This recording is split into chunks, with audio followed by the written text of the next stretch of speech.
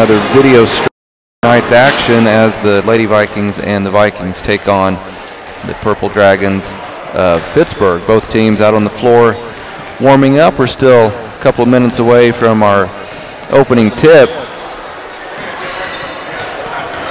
I can tell just by watching the Purple Dragons warm up, the Lady Dragons, that they aren't probably as athletic as they have been the last few years. I mentioned Taylor Muff before the break. She was just a tremendous all-around athlete. Took at least one state championship at the state track meet. I believe it was in the 300-meter hurdles, and she ran that event just about as well as it can be run. Both teams heading over to their respective benches now and are going to get ready to announce the starting lineups over the PA system. Now, while the Lady Dragons have lost some talent from last season, that is not the case with the boys team. Pittsburg, in case you weren't aware, they ran the table last season in the SEK, a perfect 12-0 record, which is a very, very difficult task for any team to pull off. And the Dragons really only lost one player of consequence from the team that went 12-0 in the SEK. So it's going to be a tall task for the Viking boys tonight. Vikings have the athletes to stay with Pittsburg, but we have seen in the Vikings 2 losses against Emporia and then just a few nights ago against Lebec County. That experience definitely plays a role at the high school level. Emporia and Lebec County playing a lot of seniors. Parsons with only 1 senior on the roster. They generally start 3 sophomores and 2 juniors. We do know that in tonight's game, Luke Walgamont will be getting the start over Derek Williams. We wasn't given a reason for that by head coach Anthony Hauer. I did see that Derek had some ice on one of his ankles, so I don't know if he tweaked an ankle or not, but it will be Luke Walgamont getting the start tonight over Derek Williams in the boys contest. Head coach Mike Kroll has his daughter Sydney Kroll introduced to the crowd. And we're just about 30 or 40 seconds away from getting started here at Harold C. Johnson Gymnasium. Lady Vikings need to take care of the basketball tonight against Pittsburg. They have a good point guard this season in Ayanna Carell. She lived in Parsons for a while, then lived in Wichita, and now is transferred back to PHS, and she has been a nice addition to the Lady Vikings ball club. Still plenty of seating available at the gym, and if you're a fan of high school basketball, I encourage you to come out and support the kids. Not only would they appreciate your support, you're not going to get a chance to see the Vikings at home for a while. We'll go into winter break. Actually, the schools are officially on winter break, and coming out of winter break in January, Lady Vikings and the Viking boys will have 3 consecutive road games. So this is going to be it for home games for about a month. We are ready for basketball at Parsons High School. Ball is in the air, and the opening tip won by the Lady Vikings. Ayanna Carell calls out the play, and it looks like the Lady Dragons will open up in a straight man-to-man defense. Allie Hicks has it for the Lady Vikings. Comes to the near side. Ayanna Carell out top to Sydney Kroll. Kroll being shadowed by Caitlin Kidd, and now we have a foul out top on Caden Matlock, the 5'11 sophomore. Just underway at Parsons High School, 7:35 to play in our opening quarter. We are tied at 0. It'll be Sydney Kroll inbounding right in front of us, gets it into the backcourt to Carell.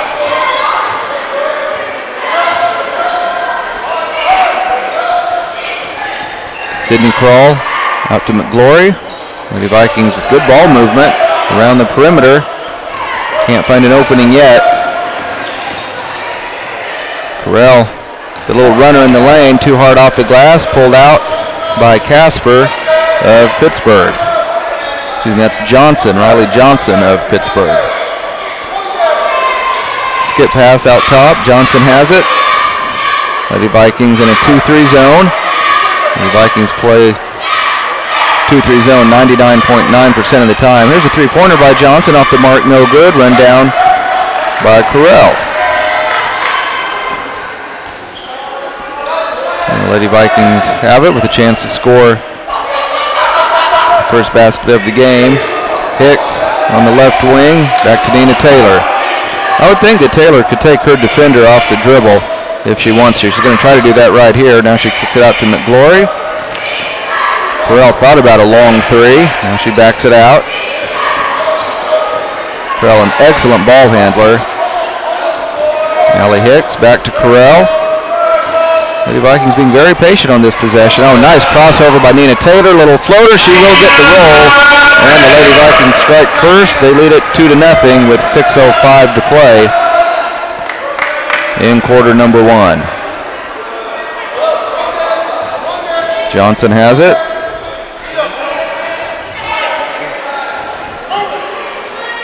Purple Dragons get it down low. There's a long two from the left side that is good by Riley Johnson. She ties the score at 2. Here comes Correll with it. Pittsburgh still in their man-to-man. Nina Taylor takes a 3. You won't see her shoot from that far out very often. That one's off the back iron. No good. Rebounded by the Lady Dragons. 5 minutes, 20 seconds to play in quarter number 1. We are tied at 2. Could have been a reach-in on Nina Taylor, and it ends up going off Pittsburgh out of bounds. That's the kind of reach-in that Nina needs to be careful of. She's prone to early foul trouble. She's a tremendous athlete, has very active hands, but her presence critical for the Lady Vikings. She needs to stay on the floor and out of foul trouble as much as possible. 5 minutes to go in quarter number 1. We are tied at 2. Nina Taylor gets into the paint and can't get the roll, but that's exactly what Nina needs to do. She's going to make that shot 9 times out of 10. Quick pass up ahead and putting it in off the glass. Pittsburgh now leads at 4-2. Caden Matlock lays it in off the glass. So Pittsburgh leading by 2. Here goes Nina Taylor driving again. Can't get it. Gets her own board. Can't score. McGlory can't get it to go. McGlory tries again. No good. But there's Taylor to clean up the mess. Good work on the offensive glass by the Lady Vikings.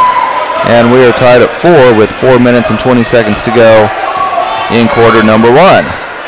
Pinamati on the baseline. Kicks it out to Johnson for about a 12-footer. And it is good. So 6-4. Pittsburgh going to pick up full court. Correll coming up the near side, splits a couple of defenders, takes it herself, can't get the roll. There's McGlory with the offensive board. She scores and she is fouled. Nice work by McGlory, and she's headed to the line with a chance to give the Lady Vikings the lead. Riley Johnson picked up the personal.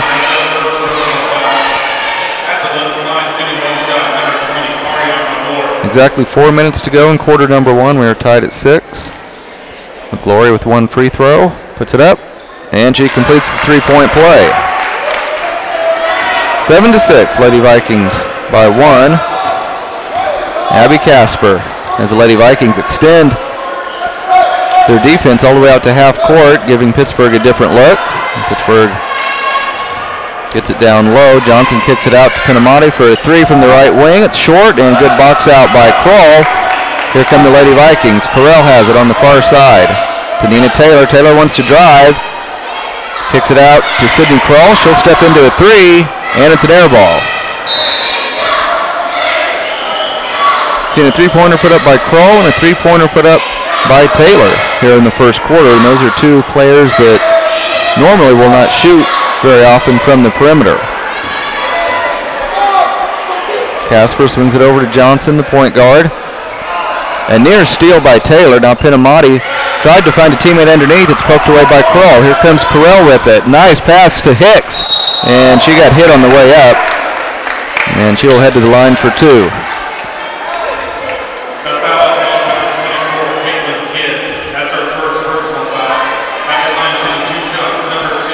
3 minutes, 12 seconds to go in quarter number 1. Allie Hicks with 2 free throws. First one is up, and it is short. 5'2" junior will have one more. Here comes Bree Bedore. She'll replace McGlory. Bedore is a 5'10" junior. Allie Hicks trying to give the Lady Vikings a 2-point lead. And cannot get the roll.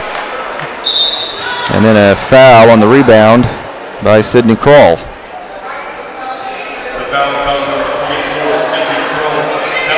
That's a first on Sydney and also the team's first. Zoe Pinamati will come in for the Lady Dragons.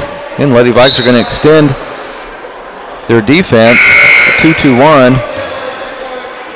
The buzzer sounded at the official scores table, but that was by accident. So play will continue. Casper, nice spin move to Zoe Pinamati, and she took steps. So turnover on the Lady Dragons, 2:58 to go. In period number 1, Lady Vikings lead at 7-6. I'm flying solo here in the first half. My partner in crime, Rob Barkus, will be joining us for the second half. The long two, sure enough, it's a long two put in from the left wing by Allie Hicks. It gives the Lady Vikes a 3-point lead at 9-6. Casper having some trouble in the backcourt with the defensive pressure of Carell. She finally breaks it.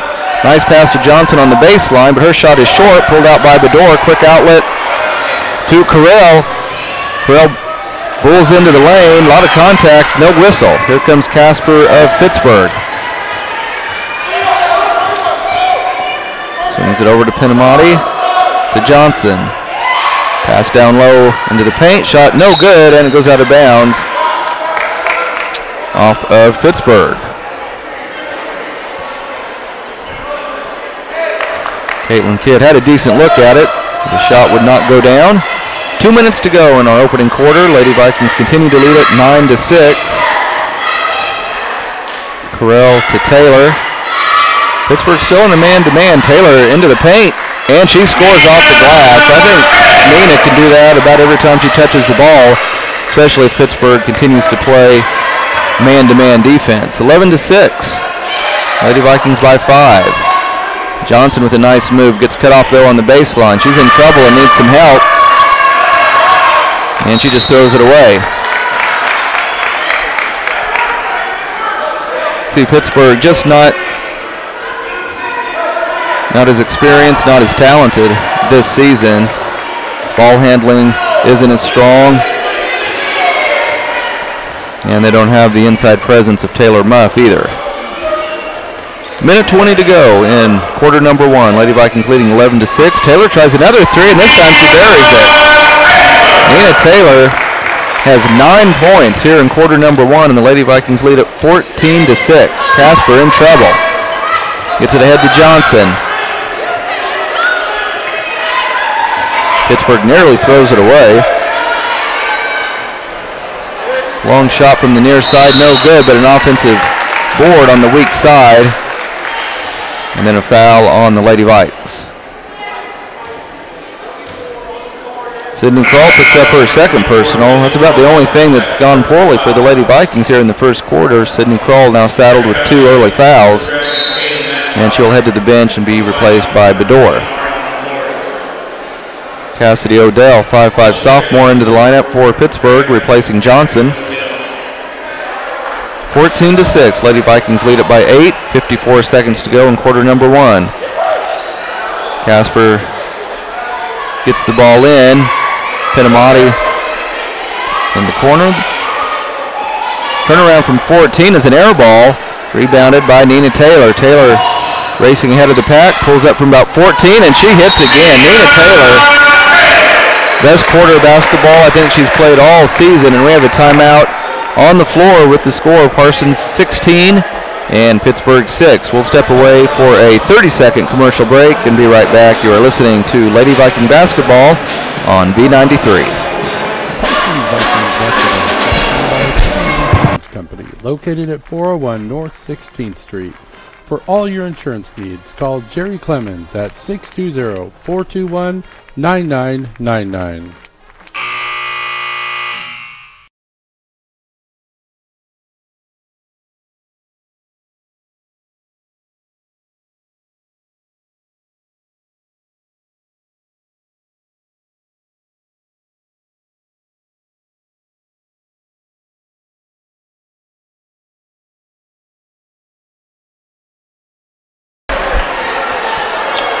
And we're back at Harold C. Johnson Gymnasium, nearing the end of quarter number 1 in our varsity girls contest. It's been a good start for the Lady Vikings as they lead Pittsburg 16-6. Leading the way is Nina Taylor with 11 points. Also chipping in, McGlory has 3, and Allie Hicks added a basket as well. Play has resumed. Pittsburg gets the ball into the front court. Casper swings it over to Pinamati. Casper fakes a 3. Ball knocked out of bounds, and it will stay with the Lady Dragons. Down to 20 seconds to go in quarter number 1. 10-point lead for the Lady Vikes. Odell to throw it in for Pittsburg. Lady Dragons go baseline, and we have a kick ball situation, so it will stay with the Lady Dragons. This time it will be Abby Casper to throw it in.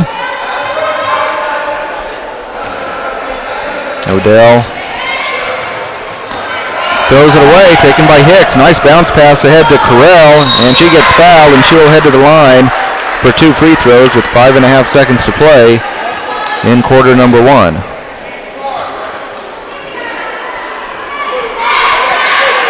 Foul was on Sophia Pinamati. Her first.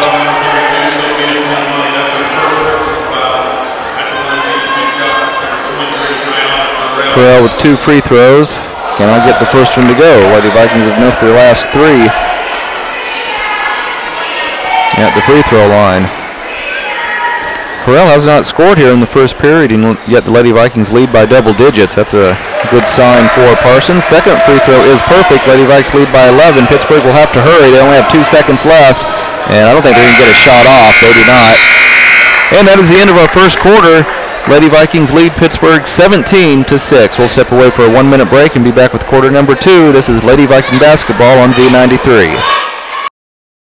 Parsons Vikings basketball is brought to you by Clemens Insurance Company, located at 401 North 16th Street. For all your insurance needs, call Jerry Clemens at 620-421-9999.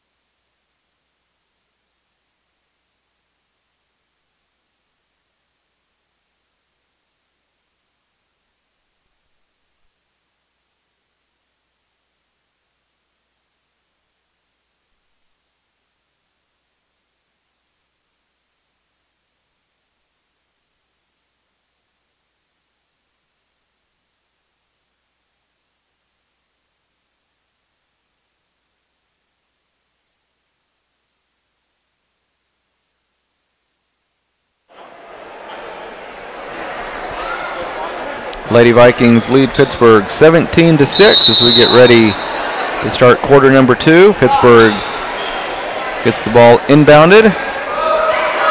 Casper over to Pinamati. And we've got a 3-second violation.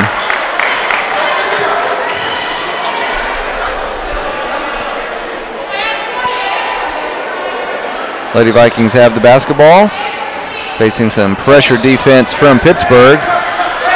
Lady Vikings break the press. Nina Taylor finds a little opening in the paint, and she scores again. Nina Taylor driving at will against Pittsburgh, and it is 19-6 Lady Vikings. Lady Dragons like they were going to lose it out of bounds, but it's saved. Casper has it out top. Lady Vikings settle back into their 2-3 zone. Madden Petty is into the lineup for Pittsburgh. She is a freshman. Pinamati in front of the Viking bench. There, Pittsburgh gets it down to Kidd, but her pass is deflected. Pittsburgh trying to use their size against the Lady Vikings. They just haven't had much success with it through the game's first 9 minutes. Lady Vikings in control, 19-6. Bedore nearly loses it out top, but gets it to Taylor. Nina Taylor trying to go into the paint. This time she gets knocked to the floor. Somehow the Lady Vikings come out of there with it, and we have a timeout called by Mike Kroll. 19-6, Lady Vikings lead it. 6:43 left in the first half. We'll step away for a 1-minute break. This is Lady Viking basketball on V93.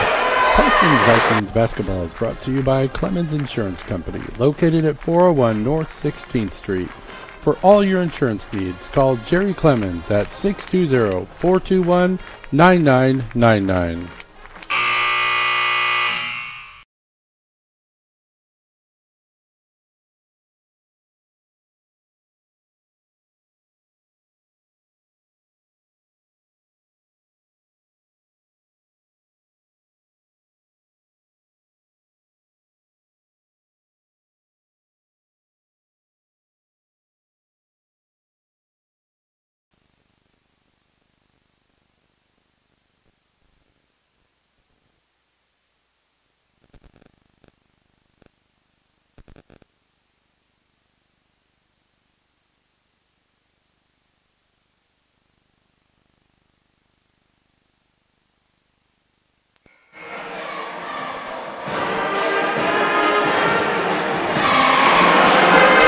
Lady Vikings back out onto the floor, leading 19-6 over Pittsburgh. 6:43 to go in the first half. Taylor, Carell, Bedore, Hicks, and McGlory on the floor for Parsons. Carell over to Taylor. Now Pittsburgh going to try to trap. They're going to get called for a foul.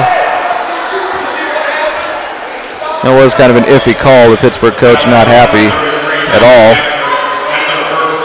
Abby Casper picks it up. Although that was a good move by Pittsburgh. They're down 19-6. They were going to try to shake things up on the defensive end, and they almost had a steal. Carell goes behind her back. Thought about a three. Kicks her over to Bedore for a long two. It's going to be off the mark. No good. Rebounded by Pinamati. Pittsburgh. Here comes Madden with it. Madden Petty, the freshman, to Casper at the top of the key. Bounce pass to Pinamati. Led her a little bit too much. And it goes into the Lady Viking bench for a turnover. Pittsburgh having trouble taking care of the ball, which was the Achilles heel for the Lady Vikings the last few seasons. Now Lady Vikings continuing to enjoy a 19-6 lead. 5:50 to go in the first half. Long three by Taylor off the glass, no good. Coach Kroll shakes his head on that shot. I think he'd prefer to see Nina put the ball on the floor and get into the paint, where she has done most of her damage here in the first half. Casper has her pocket picked, then gets it back. She's in trouble in the corner. Ball goes out of bounds, or are they calling a foul? Yep, they're going to get a foul on Nina Taylor.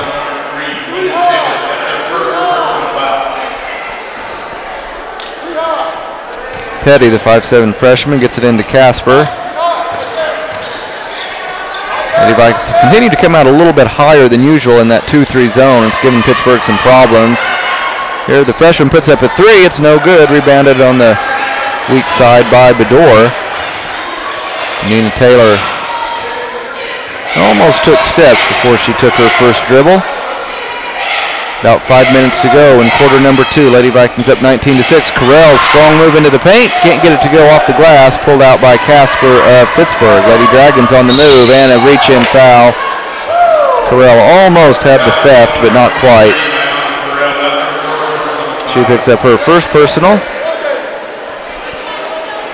And the team's fourth. Pinamati finds Kidd in the paint. A little 8-footer rolls around and comes off, no good. Pittsburgh continuing to struggle on the offensive end. They have not scored a point here in the second quarter. Lady Vikings lead by 13, 19-6. Allie Hicks. Over to Correll. She's guarded by Casper. Now to Nina Taylor. Taylor with 13 points. Now a lazy pass is going to be picked off by the freshman from Pittsburgh. She can't get it to go, but she will earn 2 free throws. She's fouled by Allie Hicks. Allie picks up her first.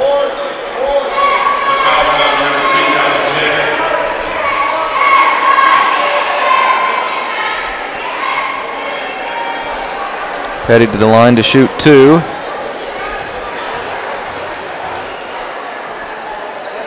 She puts it up, and it's off the back iron, no good. 5'7" freshman will have one more. Here comes Sydney Kroll back into the lineup, replacing the door. Kroll will have to be careful. She has 2 fouls already. And we have a lane violation. Shot is good anyway. So Petty gets her first point. Pittsburgh gets her first point of the second quarter. They're going to press. Lady Vikings are leading at 19-7. Correll breaks the press, gives it off to Taylor. Pittsburgh still sticking with their man-to-man defense. If the Lady Vikings just spread the floor and let Nina Taylor get into the paint. Pittsburgh's had trouble stopping that all night long. That could have been a foul on Pittsburgh, no call. Pass tipped away. Casper all the way off the glass, scores it. Abby Casper with her first 2. And Pittsburgh has crept to within 10 points now at 19-9. Lady Vikes led at the end of the first quarter, 17-6. 3.5 minutes to go in our first half. Nina Taylor wants to drive. Dribble it off her foot or an opponent's foot. Either way, Casper comes up with it, and then quick hands by Nina Taylor to save a layup. Knocks the pass out of bounds.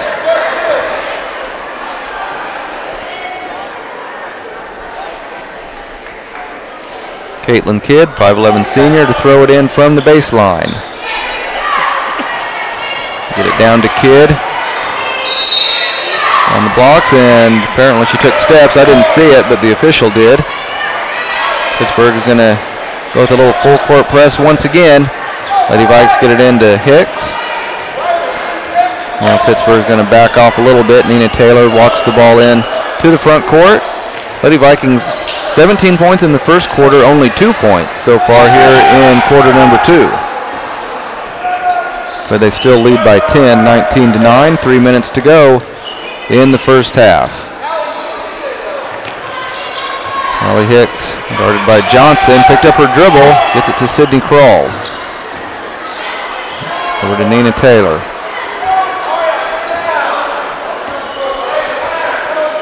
Taylor Johnson kind of playing off Allie Hicks, trying to help out if Nina Taylor gets into the paint. Here goes Correll with a strong move. She can't get it to go off the glass, and then the offensive board. Nicely done by McGlory, but then her shot actually hit the top of the backboard and went over the backboard, so that's a violation. Ball back over to Pittsburgh. Casper in the corner to Petty. Skip pass. Shot put up in the lane, no good. Quick rebound by Nina Taylor. Here comes Correll with it. Been a while since the Lady Vikings have scored. Let's see if they can get the ball in the basket on this trip. Crawl over to Taylor. Down to 2 minutes to go in quarter number 2. Lady Vikings leading by 10. Correll guarded by Casper, gets a screen, and then the freshman Petty going for the steal, committed the foul. Nobody in the bonus yet. That's only the 6th team foul on Pittsburgh. Lady Vikings have been whistled 5 times. Kroll gets it into Correll. Iona slows things up, over to Taylor.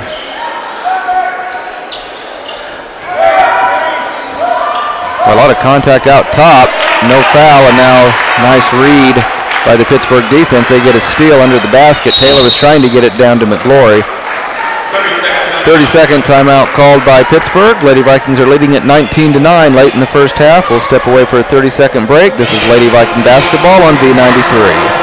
Parsons Vikings basketball is brought to you by Clemens Insurance Company, located at 401 North 16th Street. For all your insurance needs, call Jerry Clemens at 620-421-9999.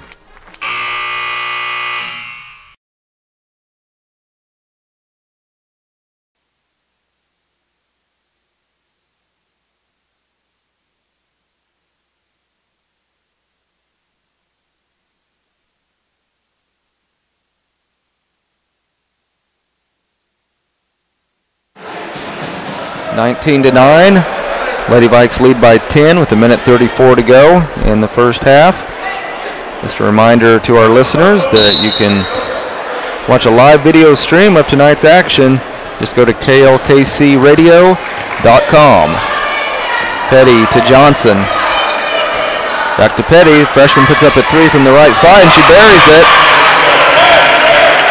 Pittsburg, who has been down double digits a good chunk of this first half, has crept to within 7. That's the closest this game has been in a long time. Lady Vikings have only scored 2 points here in the second quarter after exploding for 17 in quarter number 1. Nina Taylor, crossover dribble, and she gets fouled on her way to the paint. I'm not sure why the Lady Vikings got away from that. Nina poured in 11 points in the first quarter, 8 of those coming on drives to the basket. Caitlin Kidd picks up her second personal, team 7th. 2 shots coming for Taylor. First one in and out, no good. And she will have one more. Bedore will replace Sydney Kroll.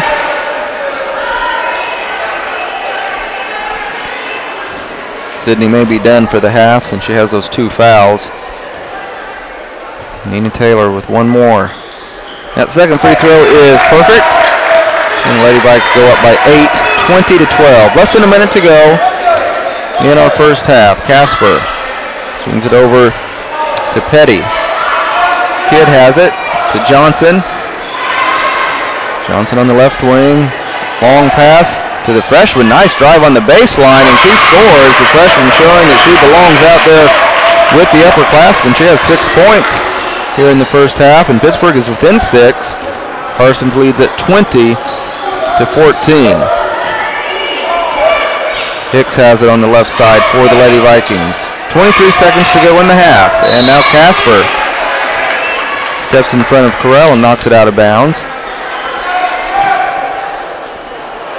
Pretty sure Coach Kroll is trying to get the Lady Vikes to hold for the final shot of the half. The Lady Vikes have been outscored 14. I should make that 8-3 here in the second quarter, and only lead by 6, and now a traveling violation on Bree Bedore. 13 seconds to play in the first half. A chance for Pittsburgh to inch a little bit closer. I believe their biggest deficit was 12, and now they're only down by 6. They've cut it in half, and a foul out top on Ayana Carell. Unfortunately, that's her second. You hate to see that happen with only 3.7 seconds left in the half. But only the 6th team foul on the Lady Vikes, so no free throws for Pittsburgh. Johnson will throw it in. We'll see if Pittsburgh can get a good look at the basket. Pretty close to a 5-second count. Pass intercepted. And the Lady Vikings will not get a shot off, and halftime is here. Parsons is going to lead it at the break, 20-14, over the Lady Purple Dragons of Pittsburgh. Parsons led 17-6 at the end of the first quarter, but Pittsburgh picked up the tempo on the defensive end, knocked down a couple of shots from the outside. And they have crept within 6 points, so in a game that looked like the Lady Vikings might win going away, all of a sudden we've got ourselves a pretty competitive basketball game at halftime. Again, your score, Parsons 20 and Pittsburgh 14. We'll step away. We're going to take a 3-minute commercial break, and when we come back, we will break down the first half and look at the first half scoring totals. Again, 20-14, Lady Vikings lead it at the break. And this is Lady Viking basketball on B93. Parsons Vikings basketball is brought to you by Clemens Insurance Company, located at 401 North 16th Street. For all your insurance needs, call Jerry Clemens at 620-421-9999.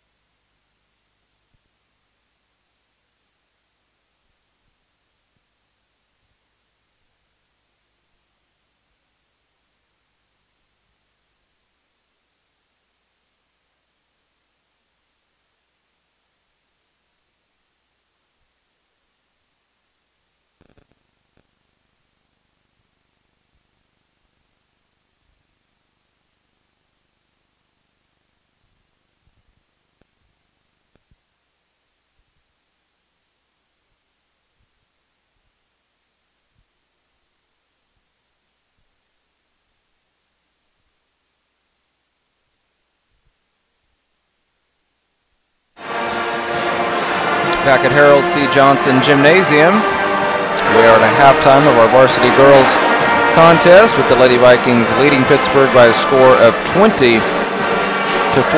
Lady Vikings had a double-digit lead at the end of quarter number one. They were up 17-6 behind 11 first-quarter points by Nina Taylor. The Lady Vikings kind of hit the skids offensively in the second quarter.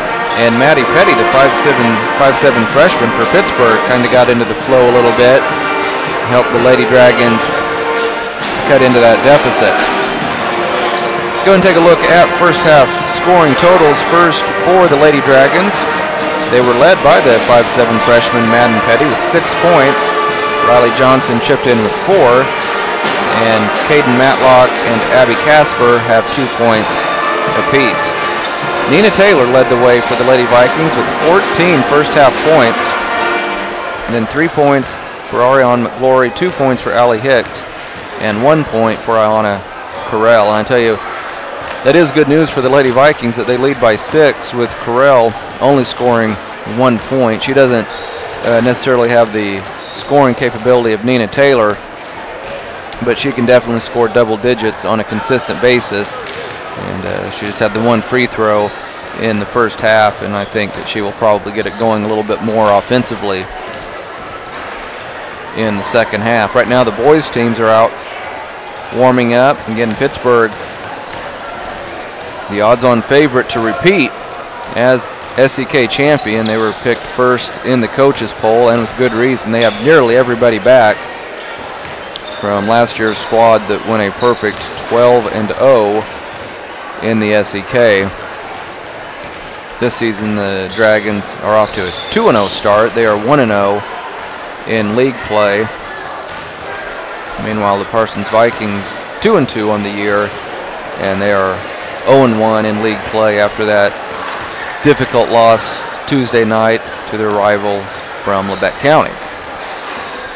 20-14 is your halftime score. Lady Vikings are leading it by 6. We're going to step away for another 2-minute commercial break, and we'll be getting pretty close to the start of half number 2 when we return. You're listening to Lady Viking basketball on V93.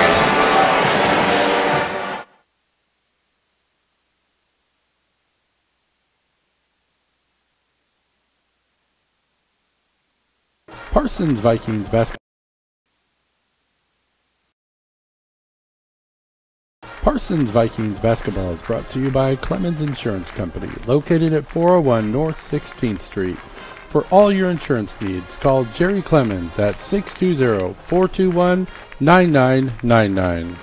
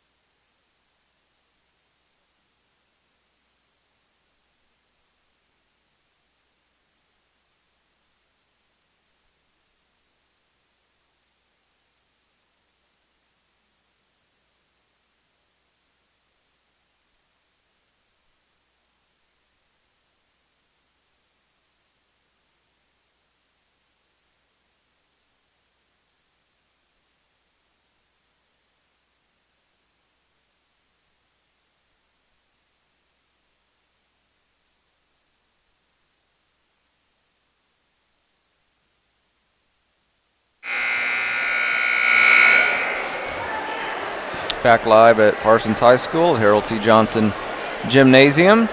Still at halftime of our varsity girls contest with the Lady Vikings leading Pittsburg 20-14. Lady Vikings had their best offensive output of the season back in quarter number 1, pouring in 17 points, 11 of those coming from Nina Taylor. And the Lady Vikings got throttled a bit in the second quarter and held to 3 more points, by Nina Taylor, and that was it. And that's why the Lady Dragons were able to pull to within 6 at the break. So we have ourselves a ball game heading into the third quarter. Nina Taylor, Ariane McGlory, Sydney Kroll, Iona Carell, and Allie Hicks. Starting 5 back out onto the line. Back out on the court for the Lady Vikes. And the Lady Vikes will have the basketball.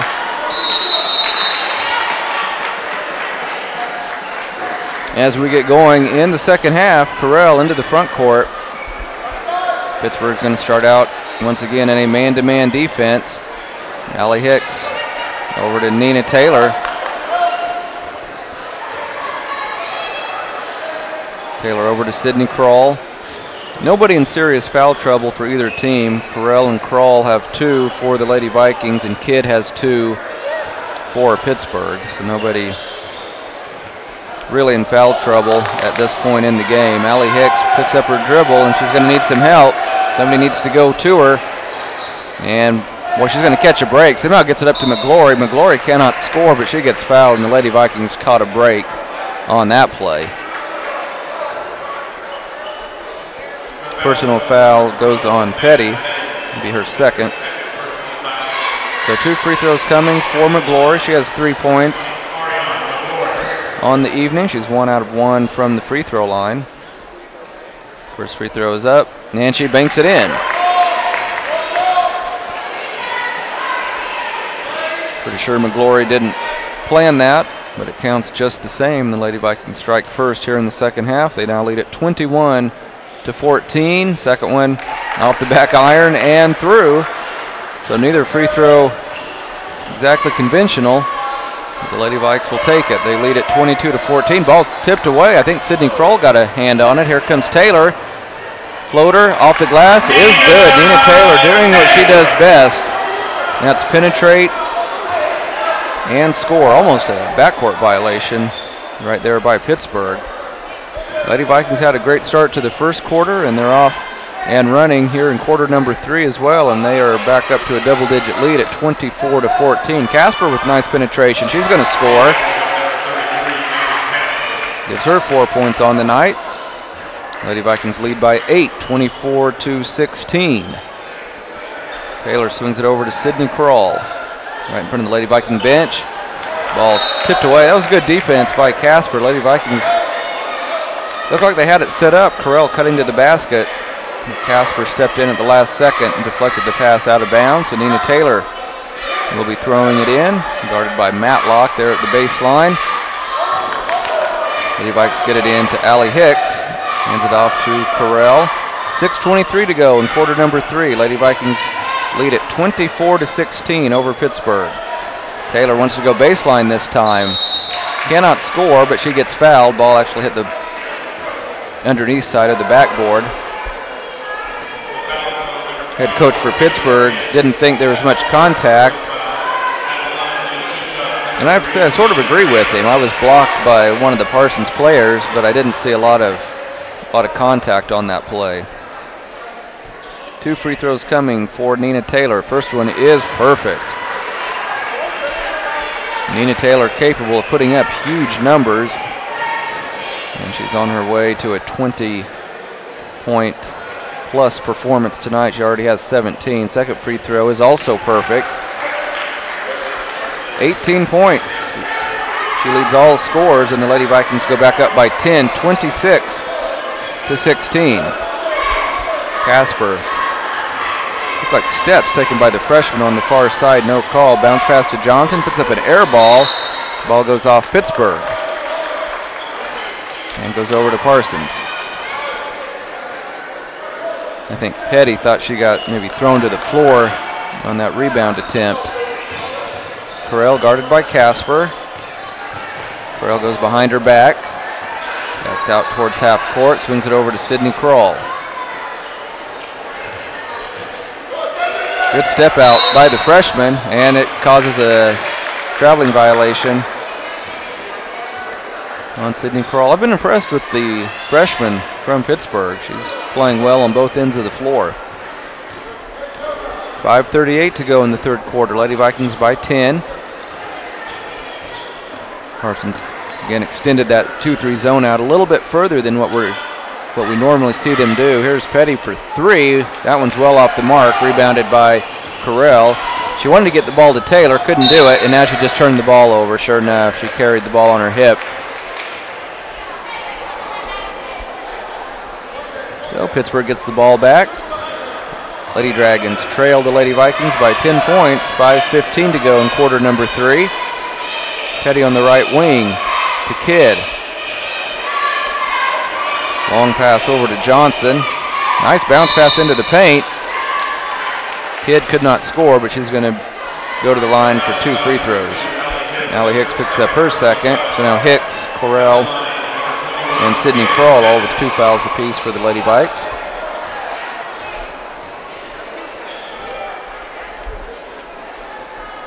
First free throw on the way, and Kidd gets the roll. Or that's Matlock, excuse me. Caden Matlock hits the free throw. She now has 3 points. Second free throw off the back iron, no good. Correll has it for the Lady Vikings.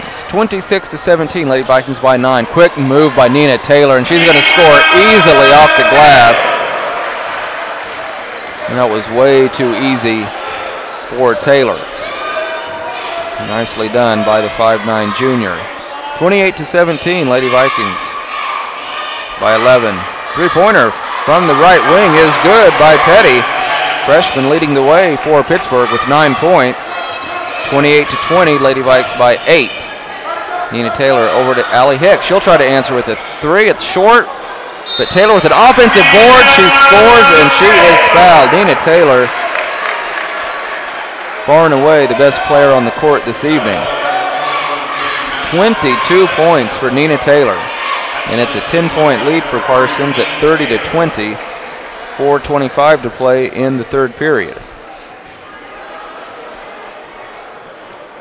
Taylor's free throw is good. She's 3 out of 3 from the line here in the third quarter. Lady Vikes go back up by 11, 31-20. Bree Bedore will check in at the next opportunity. Casper on the right side, tries to penetrate, gets it back out to the freshman for another 3. No good this time, run down by Kroll.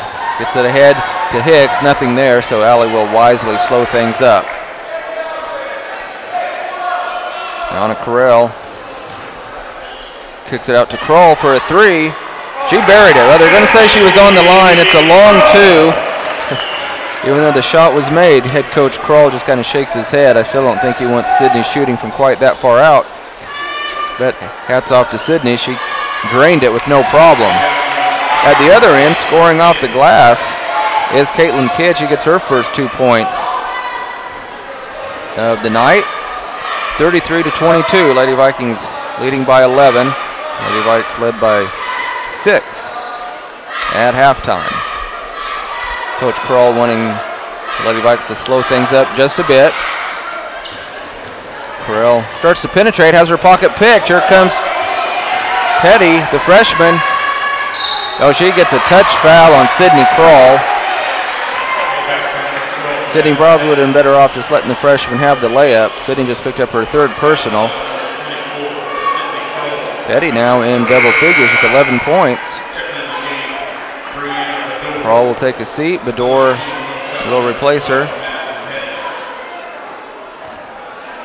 33-24. Lady Vikes have a 9-point lead. Petty's free throw is off the mark, no good, but an offensive board, and the shot is going to go down, and a foul. This is as close as Pittsburgh has been. Bedore picks up the personal. Matlock got the basket, and she has 1 free throw coming, and it is good. That is a 5-point possession for Pittsburgh. We've gone from 33-22 to 33-27. Lady Vikings only leading by 6, and Pittsburgh is picking up the defensive pressure, and we have a timeout on the floor called by Coach Kroll. Lady Vikes lead by 6, 3:03 to play in quarter number 3. We'll step away for a 30-second commercial break. You're listening to Lady Viking basketball on B93. Parsons Vikings basketball is brought to you by Clemens Insurance Company, located at 401 North 16th Street. For all your insurance needs, call Jerry Clemens at 620-421-9999.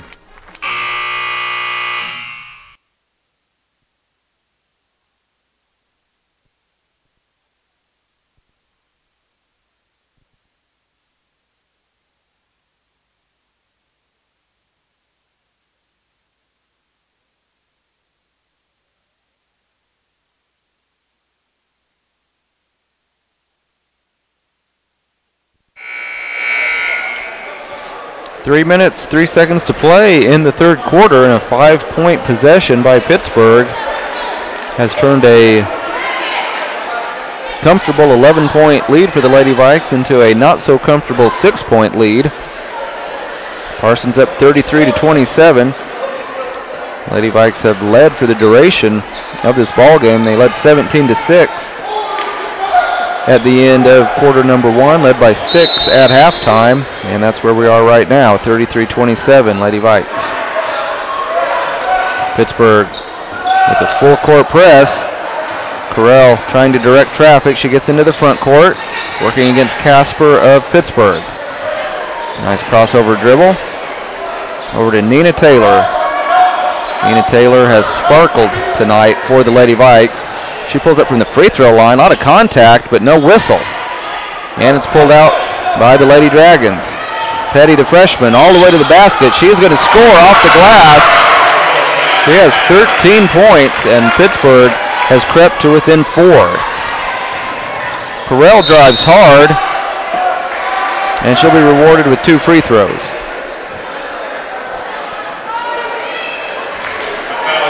Fouls on Casper, her second. Lady Vikings need these 2 free throws. It's a 7-0 run by the Lady Dragons. Anna Correll buries the first one. She's now 2 out of 3 from the line tonight. And she has 2 points. 34-29, Lady Vikes leading by 5. Second free throw is off the mark, no good. Rebounded by the Lady Dragons. Casper will bring it into the front court.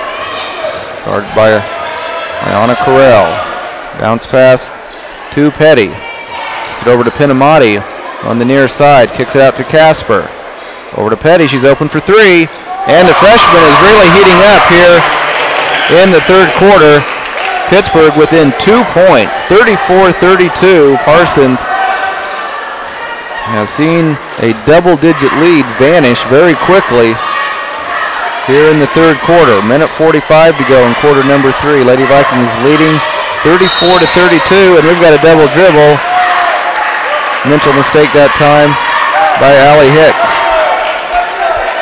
Pittsburgh with a chance to tie or take the lead. Lady Vikings need to be very aware of where the freshman Madden Petty is at all times, because she has been red hot.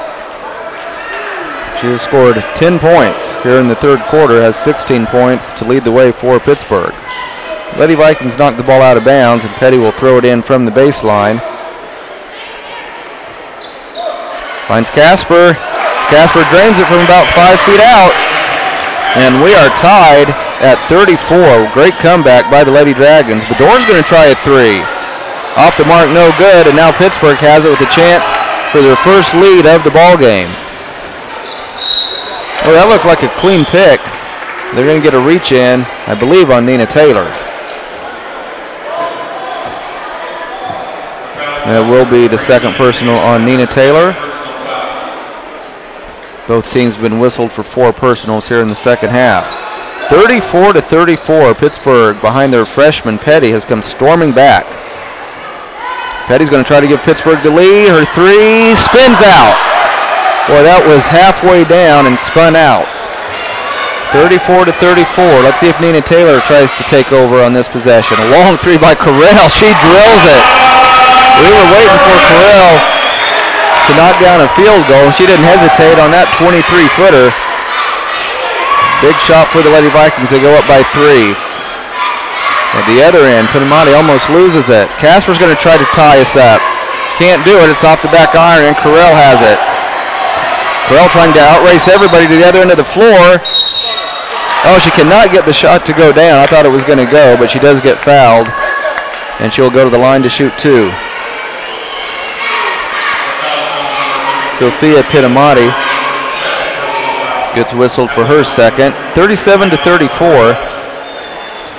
Lady Vikings by 3, 34 seconds to go in the third quarter. Free throw is good by Anna Correll.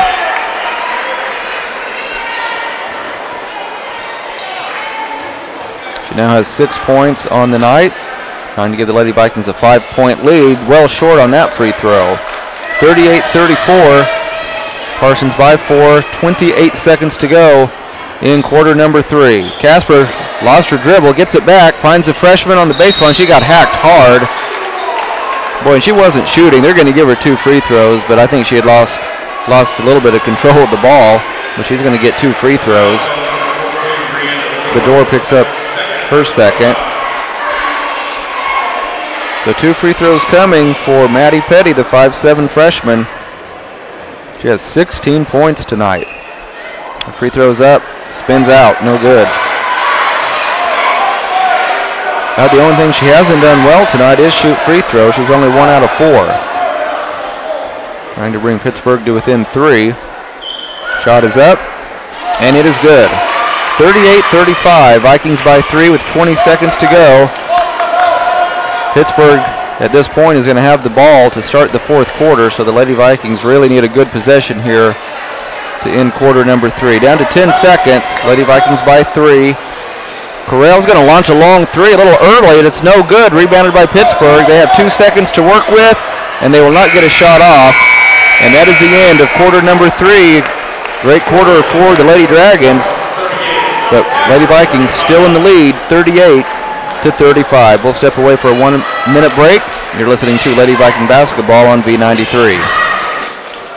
Parsons Vikings basketball is brought to you by Clemens Insurance Company, located at 401 North 16th Street. For all your insurance needs, call Jerry Clemens at 620-421-9999.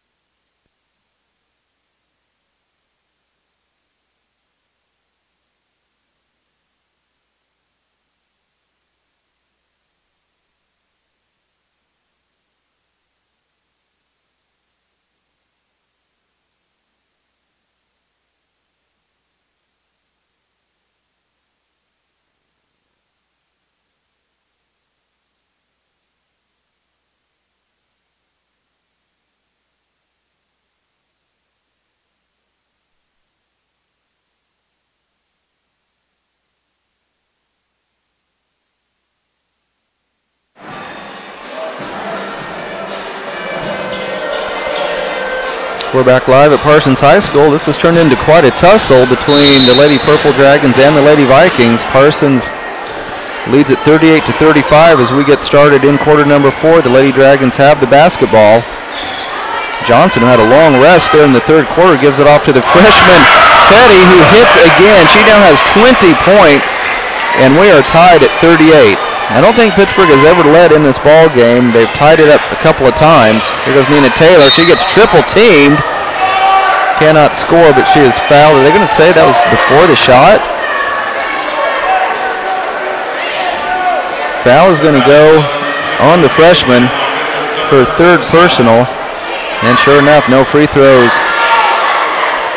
for Taylor. She gets it way out top to Allie Hicks. Hands it off to the point guard, Ayanna Correll. 38-38.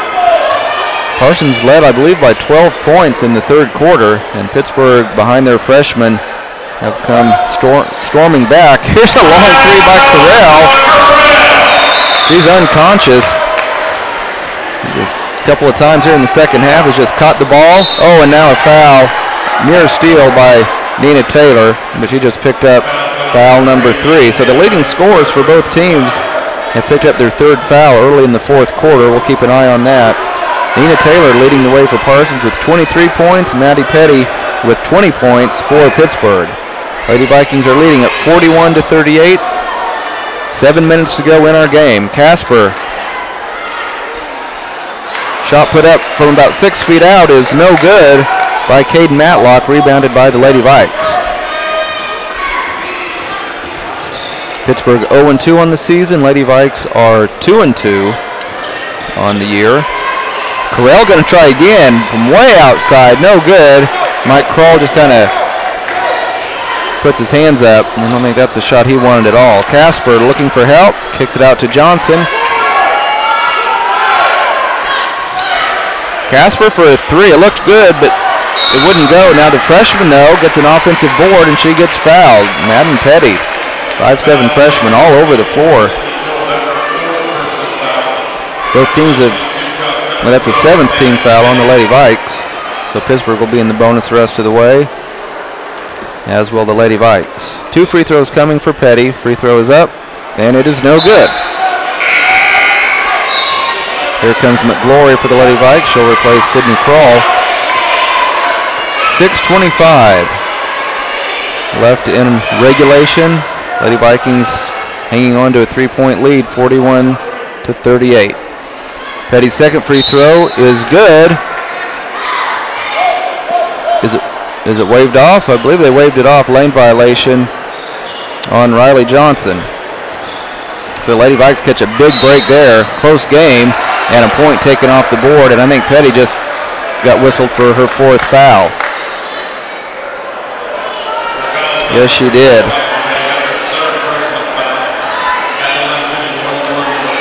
Has definitely been the offensive leader, really the leader at both ends of the floor. You don't see that very often from a freshman, but she has picked up her 4th. 1-and-1 coming for Ayana Carell. She has 9 points on the night, and she nails free throw number 1, earns the bonus. 42-38, Lady Vikings by 4. We'll have to remember that free throw that was waved off just moments ago because of the lane violation against Pittsburg. Second free throw well short, pulled out by Pittsburg. It's a 4-point lead for the Lady Vikes. 6:18 to go in our ball game. Johnson cut off, kicks it out to Casper. Casper out at the top of the key, swings it over to Johnson. Johnson cut off by Bedore, right back out to Casper. Over to Petty, she goes baseline, then has her pass taken away by Nina Taylor. Lady Vikings are going to slow things up a little bit. 5:53 to go, Lady Vikings by 4. Coach Cole calls out the play from the sideline. Allie Hicks to Bedore, swings it over to Carell. She gets a screen from McGlory. Gets into the paint, we can't score off the glass, and it's pulled out by Pittsburgh. That was a great move by Carell, just could not get the shot to go down. Petty goes baseline. Strong move by the freshman, and she scores 22 points.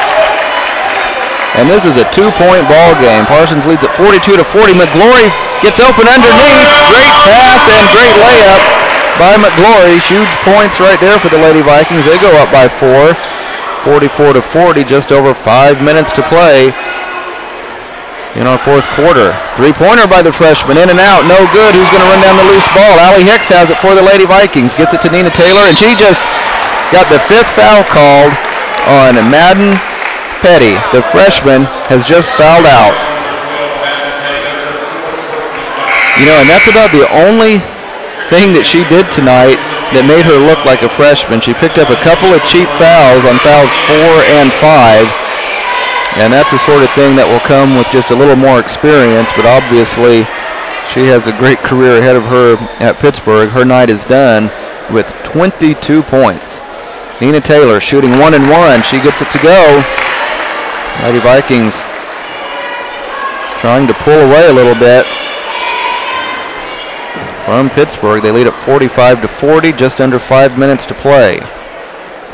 Nina Taylor's second free throw spins off, no good. Rebounded by Caitlin Kidd of Pittsburgh. Here comes Casper into the front court. And a timeout called by the Purple Dragons. Lady Vikings lead at 45-40, 4:49 to play. We'll take a 30-second break. This is Lady Viking basketball on V93.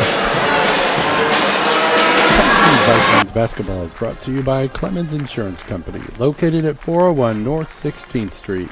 For all your insurance needs, call Jerry Clemens at 620-421-9999.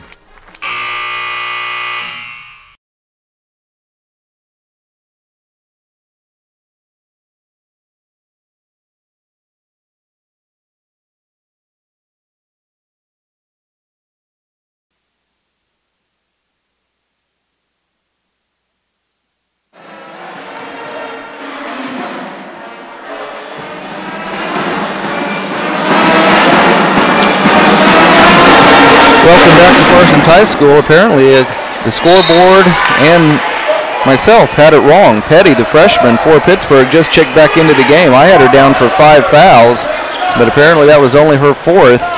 So she is still in the game. It's a 5-point lead for Parsons. Pittsburgh tries to go down low. They get it to Kidd, but she loses it. Here comes Nina Taylor. Taylor against Casper. Crossover. Oh, she can't get it to go. Gets the ball back, but Casper pulls it out.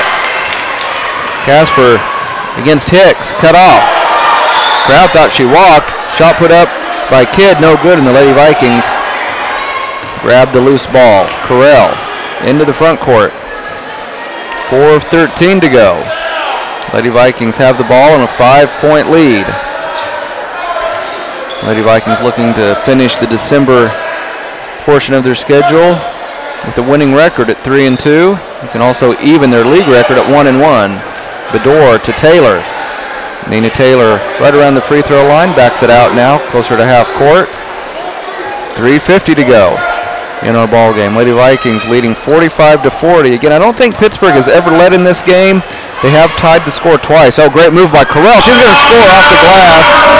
Ayana Correll has come to life offensively here in the second half. She's up to 12 points. And the Lady Vikings, just a little bit of breathing room, 47-40, 3:25 to go, but Pittsburgh showed how quickly they can score. There's the freshman with the reverse layup, no good, rebounded by McGlory. Quickly up to Allie Hicks, went through her hands and out of bounds. Lady Vikings don't need to be in any hurry. There was no need to try to push the ball up that quickly. 7-point lead with 3:17 to go. Lady Vikings just need to take a deep breath and play composed basketball the rest of the way. Just over 3 minutes to go. Parsons leads Pittsburgh by 7. Casper gets into the paint, goes over Taylor, cannot score, and the ball will go out of bounds and will go over to the Lady Vikes. 2:59 to play in regulation. Parsons leading by 7. Pittsburgh with a 1-2-1-1 full court press. Correll breaks it with the dribble. Gets it over to Nina Taylor. Taylor leads all scorers with 24. Shot by McGlory, too hard off the glass. Here comes Casper with it. Casper's going to be open for a 3. She can't get it to go. Battle for the loose ball. Nina Taylor has it. It's a 2-on-2 break. Taylor wants it herself. She gets fouled and will go to the line for 2 free throws.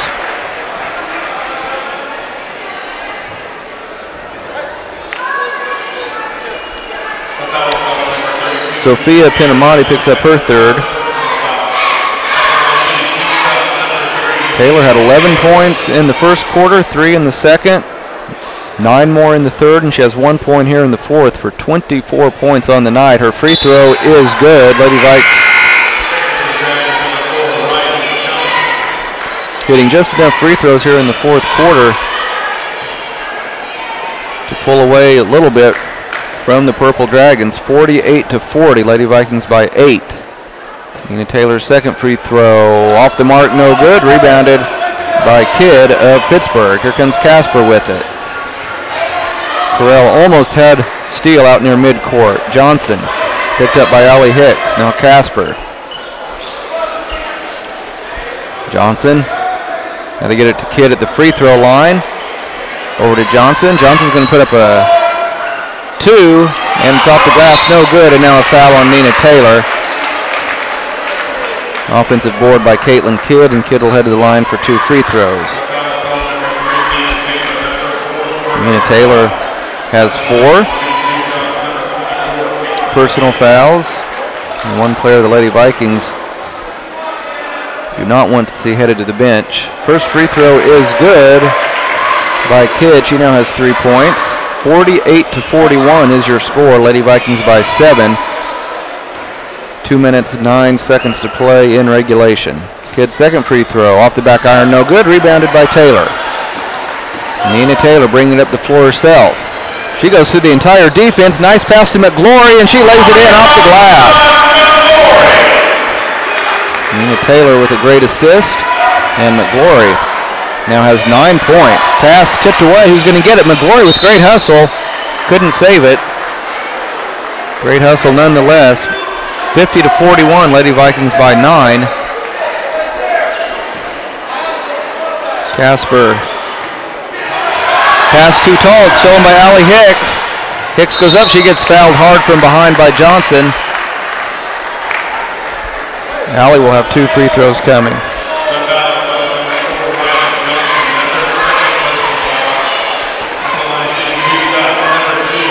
Allie's a lefty. She's up there for the 3rd time tonight. She's 0 for 2 from the line, has 2 points. First one's on the way. She got it. Lady Vikings, after giving up a double-digit lead, have extended it back to 10 points now at 51-41. Second free throw by Alley is too hard, no good. Rebounded by Casper. Minute 45 to go. Pittsburg has a lot of work to do and not much time to work with. Lady Vikings lead by 10. Minute 38 to go. The freshman Petty off to Johnson. Pittsburgh taking a lot of time on this possession. Petty splits a couple of defenders, gets into the paint, gets fouled while she was on the floor, so she's going to have a 1-and-1 opportunity.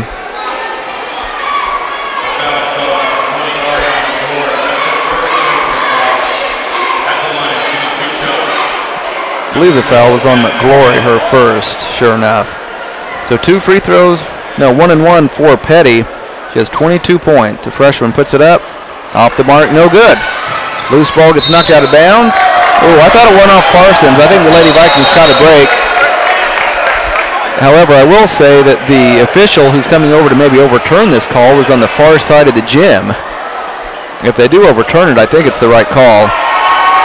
However, I don't think an official on the far side of the gym should probably be coming over to do that, but that said, I think it was the correct call. Mike Kroll is talking to the official who made the original call, like, what happened? So, but either way, the Lady Vikings still enjoy a 51-41 lead with 1:28 to play. We're going to step away for just a 30-second commercial break. You're listening to Lady Viking basketball on V93. Parsons Vikings basketball is brought to you by Clemens Insurance Company, located at 401 North 16th Street. For all your insurance needs, call Jerry Clemens at 620-421-9999.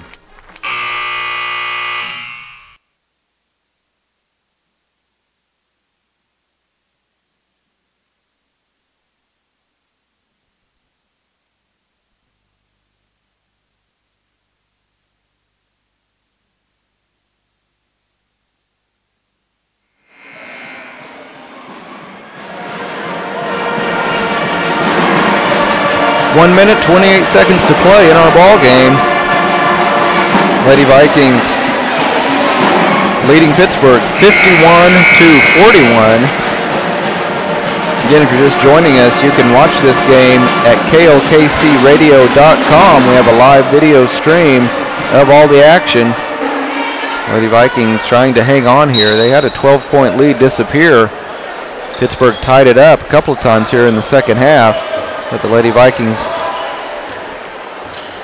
have pulled ahead by 10 points. We'll see if Pittsburgh can get a little bit closer out of the timeout. They do. Casper gets to go from about 12 feet. She has 8 points. Gets Pittsburgh to within 8. Oh, nice pass to McGlory from Correll, but she can't get it to go off the glass. Lady Vikings don't really need to worry about scoring. They need to just go ahead and run some clock. We're down to a minute to play, and Lady Vikings lead by 8. Johnson over to Petty. Nice drive. She cannot score, but she is fouled. Coach Kroll says, no way. Sydney Kroll, I believe, has just fouled out. Bedore will. Coach Kroll talking to the official about that last call. Here comes Bree Bedore. So Sydney Kroll is done for the night. She finishes with 2 points. 54 seconds to play. 2 free throws coming for Petty. And she knocks down the first one. That makes it 51-44. Lady Vikes lead by 7. Lady Vikes need to take care of the basketball and knock down some free throws. Second free throw off the mark, no good. Nina Taylor with a good rebound. Now on a Correll. Dribbles it off her foot. She was double teamed. It's picked up by Casper. Here comes Pittsburgh. Nice work by Pittsburgh. They get a layup at the other end. Pittsburgh not giving up. They are within 5 at 51-46. Lady Vikings break the press. Nina Taylor over to Correll. Only 30 seconds. Pittsburgh has no chance, no choice, I should say, really, but to foul at this point. Casper fouls Iona Correll. So Lady Vikes are in the double bonus.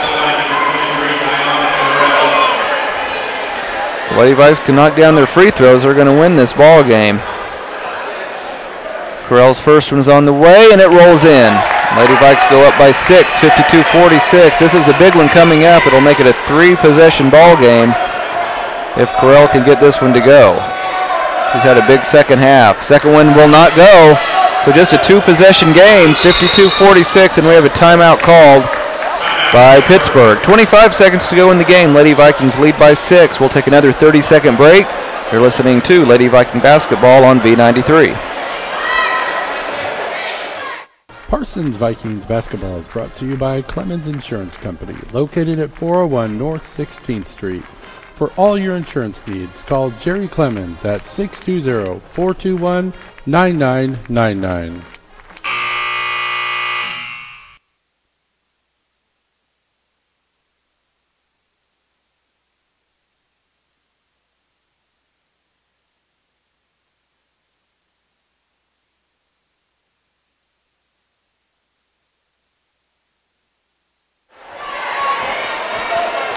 Welcome back to Harold C. Johnson Gymnasium. Both teams, Lady Vikings and Lady Dragons, in their timeout huddles. 25.5 seconds to play in regulation. Lady Vikings lead Pittsburg 52-46. Pittsburg will have the basketball when play resumes. I'm assuming that Pittsburg has set up something on the perimeter probably for Madden Petty, the 5'7" freshman, who has 23 points tonight. Here we go. Johnson has it.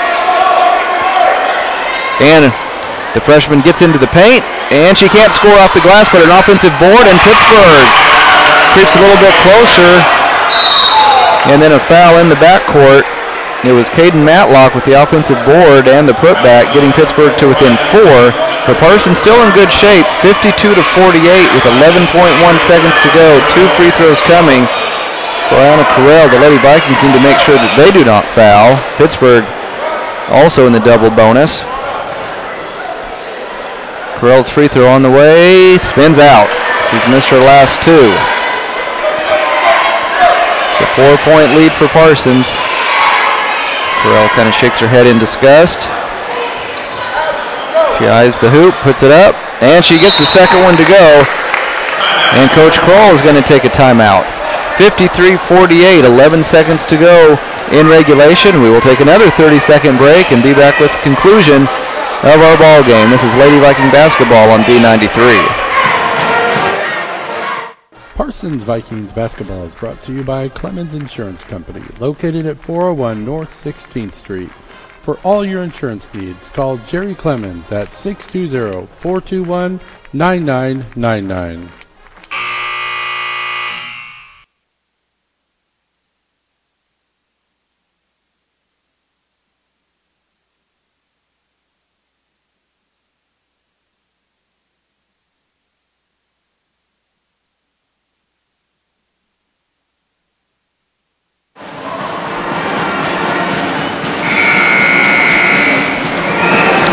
.1 seconds to play in our ball game. Lady Vikings lead Pittsburgh 53-48.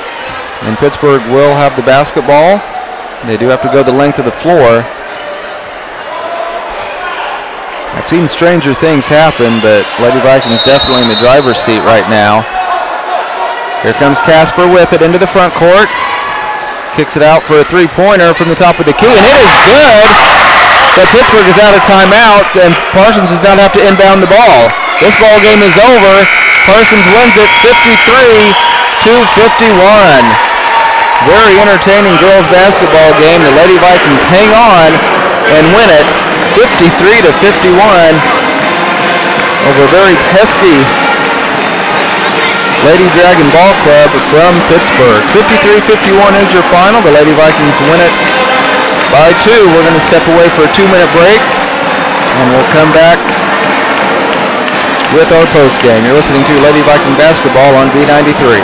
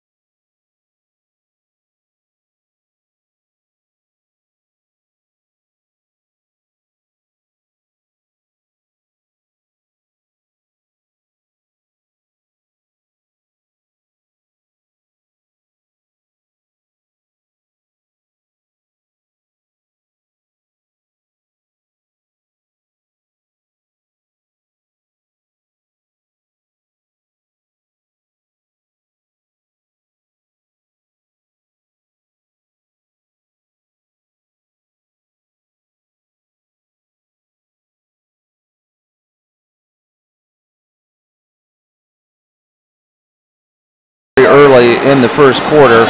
Lady Vikings led by as many as 12 in the second half. Pittsburgh came back and got it tied a couple of times. Parsons stretched it back out to a 10-point lead fairly late in the ball game, and Pittsburgh just simply would not quit behind their 5'7" freshman, Madden Petty, who scored 23 points tonight. Pittsburgh just kept pecking away at that deficit, and they hit a three-pointer with about 4 seconds left in the game to get to within 2. Unfortunately for the Lady Dragons, they were out of timeouts, and the Lady Vikings wisely did not inbound the ball and just let time expire, and the Lady Vikings go into their Christmas break on a high note as they knock off Pittsburgh 53-51. Parsons is now 3-2 on the season, and they are 1-1 in the SEK. For the Purple Dragons, they fall to 0-3 on the year, and they are 0-2 in league play. Looking around to see if Coach Kroll has made his way into the gym. He has not. I think what we're going to do, Mr. Flanagan, is send it back to the station for a few minutes, and possibly if the coach shows up, we'll be able to talk to him before the start of the boys' game. Once again, your final score, 53-51. The Lady Vikings get the victory. We're going to send it back to the station for a few minutes, and when we come back, hopefully we'll be talking to Coach Kroll, and if not, we'll go right into the pregame for our boys contest. Once again, 53-51, the Lady Vikings get the win. We'll send it back to the station. You're listening to Viking Basketball on B93.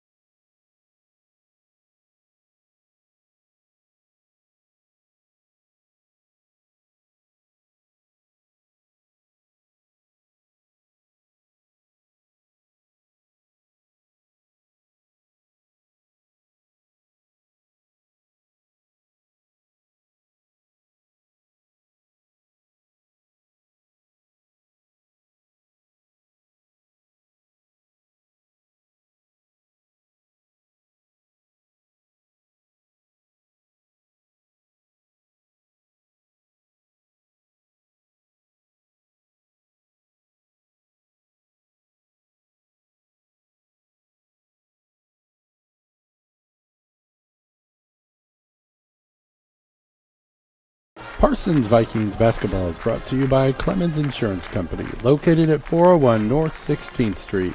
For all your insurance needs, call Jerry Clemens at 620-421-9999.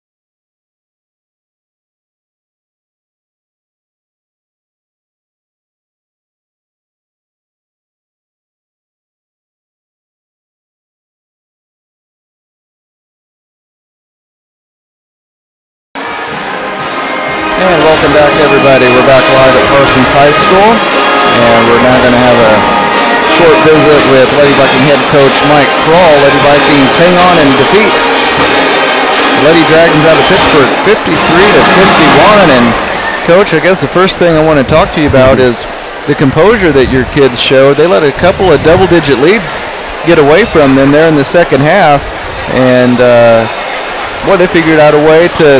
I don't think they ever fell behind, but Pittsburgh got it tied a couple of times. But what does that say about your girls? I think they kind of grew up tonight. Yeah, I think we got two really good quarterbacks on the field, and they need to realize that they're me on the court. And having Ayana here, she has a good ball handler, and obviously she got 14 tonight and knocked down a couple big. She answered their 3-point shots, and they had. If you remember back in the game, it was 34, I think it was, and I think it was Weldon, number 12 or 33. Casper or Alden shot the ball that rolled halfway down and came back out, and the crowd went ooh and ah, and they almost had the lead right there. But I think we grew up, and I told the girls after the Labette County game, we did some things at the end of that game that weren't us, and this is us for the next this year and next year. We have no seniors, we have 6 juniors returning, 11 coming back next year, and each and every night they need to come out and get better, and you win games like that. And I'm real proud of them by knocking down free throws when we needed to, and especially down the stretch. I told them at 11.1 second, I said the game's over. I said we're a 6-point lead. They got to have or a 5-point lead. They had to have a 3, some combination of 3 and a 2. You foul, then they got a chance. But they had to score 2 baskets within 6 seconds, 6.1 seconds, because the clock didn't stop when they make a basket. They had no timeouts left, so we basically had 5 seconds of runoff, and they listened. And they lo and behold, they come down, they knock down a 3, and luckily there was less than 5 seconds left. Yeah, I was assuming as I watched the girls just let that time expire. I was assuming that you had given those instructions in the huddle. I told Nina, I told the team if they score, nobody touches the ball except for Nina when I tell her to go get it, and then we use a timeout, and then we live for the next one from there. So and Nina does what Nina does so well, getting into the paint. She did hit a 3 tonight. You don't see her shoot from the perimeter line. Yeah. She finished with 25. Carell got it going in the second half. I wouldn't say she has the range of like a Tristan Gegg, but she's not afraid to pull the trigger from way downtown. She's one of those. And I told assistant coach and Coach Wells this on the bench. She's like, you got to live with it. You got to die with it. And she did a really good job of knocking down some dribble down and look in your face, and I'm going to shoot right in front of you without doing anything. And we've seen her miss a few, but I guess she was lucky tonight. But we'll live with it while she makes it, and we'll adjust if she misses too many of them, I guess. But she's a big part of our team, obviously, and she helps us get going, and she brings another dimension to our team. I mean, if you take her out of our lineup, we're in trouble for a while. And last question, I'll let you go. How about the performance of Ariane McGlory? Yeah, Ariane pitched in with 9 points. Ariane, she's getting better. I mean, her and Bree and Allie, this is their really first varsity experience. It's game 5. They've experienced the Labette County game, the full house. They experienced this. She did what she's starting to do. What she's supposed to do. If you notice, people that were at the game. So we're running a little bit different offense, and to be honest with you, we put it in yesterday, and we came in and ran it some today. That's all we've done with it, and there's going to be some growing pains with it, but it's a really simple thing, and you guys just got to know how to counter, and it limits what Ariane does, and I think it makes you have to think less, and she also do stay near the blocks, and Nina and Ayana really found her. I mean, she could have had 4 more points. I can remember 2 of them that if she just relaxes and doesn't get face right, she has 4 more points, and maybe it's a little bit easier to win down the stretch. But I'll take an ugly win over a pretty loss in the day. Well, it's a good way to go to Christmas break. In the December part of the season. That's right. You guys go into Christmas on a high note. So, Coach, thanks for coming up. All right. Enjoy your Christmas break, and we'll talk to you in 2018. You have a good one, too. Thank you. Appreciate it. That was head coach Mike Kroll of the Lady Vikings. as they knock off Pittsburg 53-51. Lady Vikes are now 3-2 on the year, 1-1 in the SEK, and the Lady Dragons fall to 0-3 and 0-2 in the SEK. We're going to go directly into the pregame for our boys contest because we are not that far away from the national anthem. I'm going to try to squeeze in the starting lineups if I can for our boys contest. Starting tonight for Pittsburg, they're going to go 6'6" senior Chase Curtis, 6'1" senior Drew Rolfs, 6'4" sophomore Gavin Elkamil, 6'6" senior Marquis English, and 6' junior Jarek Butcher. This is a really, really good Pittsburgh team.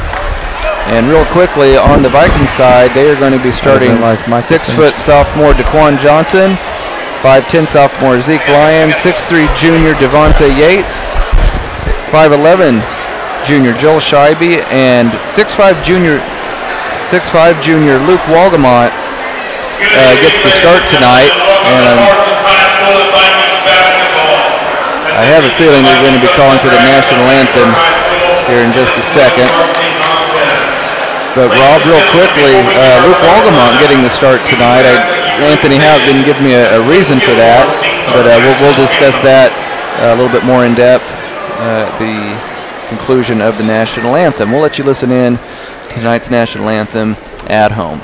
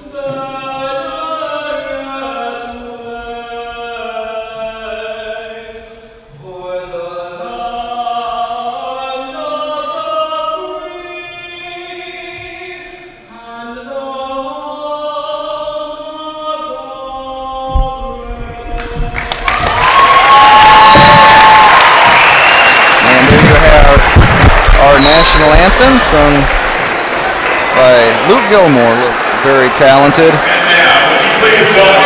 job by the senior.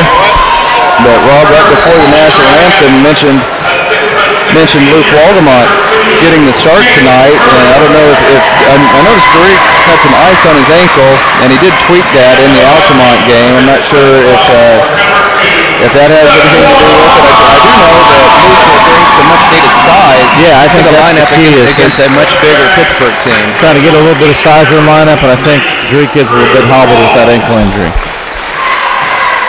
Yeah, Pittsburgh, we saw them play twice last season against Parsons,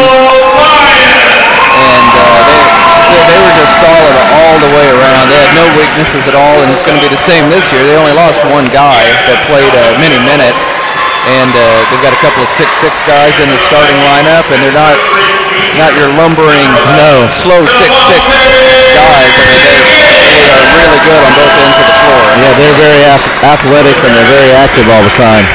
You can just tell warming up, it's like you mentioned, they're not your regular big, slow 6'6" guys. These guys can move, jump, and I think they'll play any place. I think they play any place they want to play at. Right. Even the 6'4" sophomore Gavin Elkamil is going to be bigger than anybody Parsons has on the floor, with the exception of Luke Walgamont, who's listed at 6'5". But yeah, Pittsburgh put a lick it on Parsons over in Pittsburgh last year. I think Parsons played much better in the rematch here at Harold T. Johnson Gymnasium. But it's a whole new look this season for the Vikings with the addition of Daquan Johnson coming back from his injury and Zeke Lyons. I know, Rob, one thing that a lot of people want to see tonight, I've talked to a few people around town and here at the gym tonight, they want to see Parsons on the offensive end have a little more patience. They're going to be an up-tempo team, but they had a lot of possessions against Quebec County with 0 passes or 1 pass before the shot went out. Yeah, I think they definitely want to run the offense and get good shots. Some of the shots they took against Quebec County the other night, like you said, they could have got off of 4 or 5 passes. Those shots you can get any time in the possession. So I think they do want to be a little more selective. Simply because I don't know how many second shot opportunities you're going to get against a team of this size. That's right.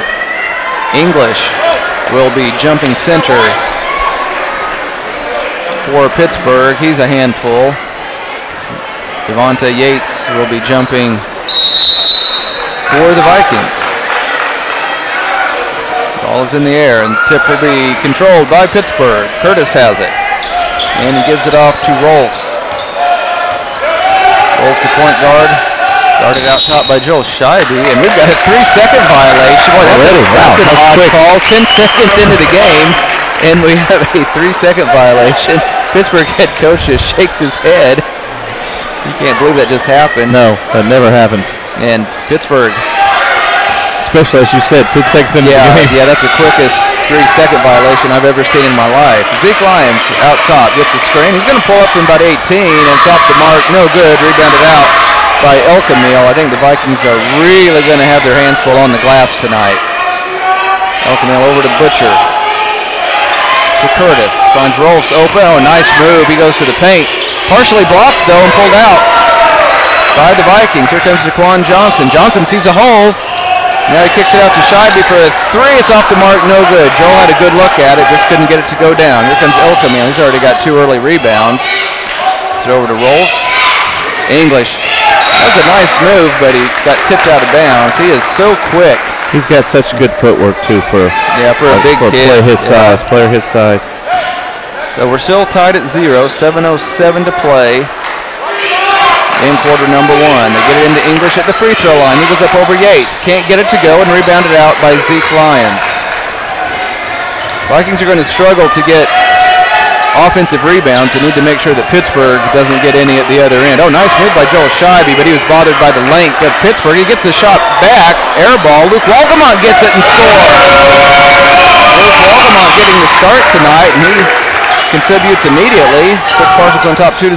Elkamil with a nice move in the paint. Can't score, but English took an offensive board, but he lost it out of bounds. One thing Pittsburgh will see tonight from Parsons is that they are quite a bit quicker than they were last season. Yes, we are. And hopefully that will bother Pittsburgh just enough to keep this game close. Been a very difficult schedule for the Vikings, this young Viking team to start out with this year. They are 2-2 on the season. Johnson kicks it out to Lyons, gets away from him. Zeke will run it down out near midcourt. 6:18 to go in the first quarter. Parsons leads it 2-0. Joel Scheibe goes baseline. Can't get it to go. I think Joel thought he got fouled. I think so too. Joel's been very aggressive tonight. Curtis goes baseline. Quick move, no shot. And I think the foul is on Luke Walgamont out near the 3-point line. Luke picks up his first. You know, I think 2 minutes into the game over at Pittsburgh last year, Pittsburgh probably had about a 10-point lead. Yeah, they put it off a little bit over there last year. Three-pointer is no good, pulled out by Daquan Johnson. Vikings doing a good job on the defensive glass. Had no second shot opportunities yet. Daquan into the paint, kicks it out to Yates. Yates fakes a 3, kicks it out to Joel. Scheibe thought about the 3, now he tries to drive again. Gives it up to Daquan. Daquan with a floater, gets it to go. Daquan Johnson puts Parsons up 4-0. Butcher, oh, here's a long 3 by Rolfs. It's off the mark, no good. There's an offensive board. I thought he was over the back. A nice move. Second opportunity, third opportunity goes for English. He is a handful. 6'6", too many offensive rebounds. Long arms. Just a good athlete. So 4-2, Parsons by 2. Joel Scheibe. Pittsburgh still in a man-to-man. Joel cut off. Kicks it out to DeQuan. Guarded by Elkamil. There's Zeke. Floater in the lane. Can't get it to go. But the ball tipped out. Vikings caught a break. Walgamont goes baseline. Kicks it out to DeQuan. DeQuan with a quick move. Pulls up from 15. Can't get it to go. Pulled out by Curtis of Pittsburgh. Curtis going to bring it up the floor himself. Elkamil goes baseline. He always got a quick first step. He gets fouled before the shot.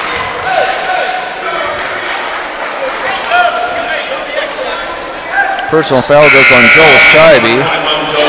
Here comes Derek Williams and Patch Lodeholtz into the lineup. Joel Scheibe and Devontae Yates head to the bench. And maybe coach starting Luke's just trying to get a different rotation where he can get more kids in the game, because I think we've talked about how fatigue kind of looks fit in on us third, fourth quarters the last couple games. Butcher down low to English. English triple team, kicks it out to Roll. She'll pull up from 15. Off the mark, no good, and there's Zeke Lyons with the rebound. Vikings leading 4-2. DeQuan Johnson into the paint. Nice pass to Luke Walgamont. He gets stuffed. But, you know, that's exactly what Luke needs to do. Keep going up strong. Ball fake there. Yep. You know he's going to try to block the shot. So now Luke's got to file that away to get him off his feet. Vikings not hurt there as they will keep possession. And we have Derek Williams had a necklace on. They're going to say, nope, that's got to come off. He's got two necklaces on. And we're going to have a replacement. Devontae Yates is going to come in while Derek takes off his jewelry. 4-2. Both teams a little sluggish at the offensive end. The official just might not have saw it. That's true. They might have saw it. Yates to Johnson. Baseline floater. Can't get the roll. Tried to tip it in. Couldn't get it. And Curtis rips out the rebound. To Butcher. Up ahead to Rolf. Down to English. English getting a lot of attention, as you would expect. Butcher almost took steps. Gets it in the corner to Elkamil. He'll try the three. In and out. No good. Nice rebound by Patch Lodeholtz. 3:53 to go in quarter number 1. Parsons up 4-2. Patch will try the three. It's off the mark. No good. Curtis with the rebound. And that was one of those shots you're talking about. Quick shots. Absolutely. Curtis into the paint. Good ball handler for a kid 6'6". Been a lot of shot attempts and not very many points tonight so far. Lodeholtz picks up the personal. Now Walgamont heads to the bench as Derek Williams gets back into the lineup with his necklaces off. Butcher gets a good screen, puts up a three. It's short. Boy, that looked like over the back, but it's still a rebound for the Vikings. Derek Williams got fouled. He scores. It's going to count. Williams, that was very athletic move. I could never get bumped in midair like that and make a shot. Definitely not. You know, going back to that shot Lodeholtz took, not only was it a quick shot, but he hadn't been in the game enough. You know, some coaches like you to kind of get in the flow once or two times down the floor before you shoot the ball. Free throw by Williams. He's good, and the Parsons Vikings are leading Pittsburgh 7-2 with 3:33 to go. Obviously, an eternity to go in tonight's game, but the Vikings are off to a good start. Pittsburgh struggling at the offensive end. And Pittsburgh, the odds-on favorite to repeat as league champions. I think they lost the league game last year. They did not. Undefeated. Three-pointer is good by the sophomore Gavin Elkamil. Gets Pittsburgh to within 2 at 7-5. Yates, pump fake. Derek wants a three from the corner. Won't go, but there's an offensive board and putback on the weak side by DeQuan Johnson. He has 4 points. Vikings go up by 4, 9-5. English, triple team. Goes up against Patch. Oh, Patch was straight up, but he got called for his second foul. I mean, Patch is giving up about 5 inches down there. I can guarantee you, Pittsburgh is going to keep feeding English all night long. Yeah, he catches it that deep. He's going to be tough for anyone to stop. English with 2 free throws. First one rolls in. He now has 3 points. 9-6. Vikings by 3, 2:56 to go in quarter number 1. Isaac Leverin, 6'2" senior, into the lineup for Pittsburgh. Zeke Lyons will check into the next opportunity, which is right now as English knocks down both free throws. 2-point lead for the Vikings at 9-7.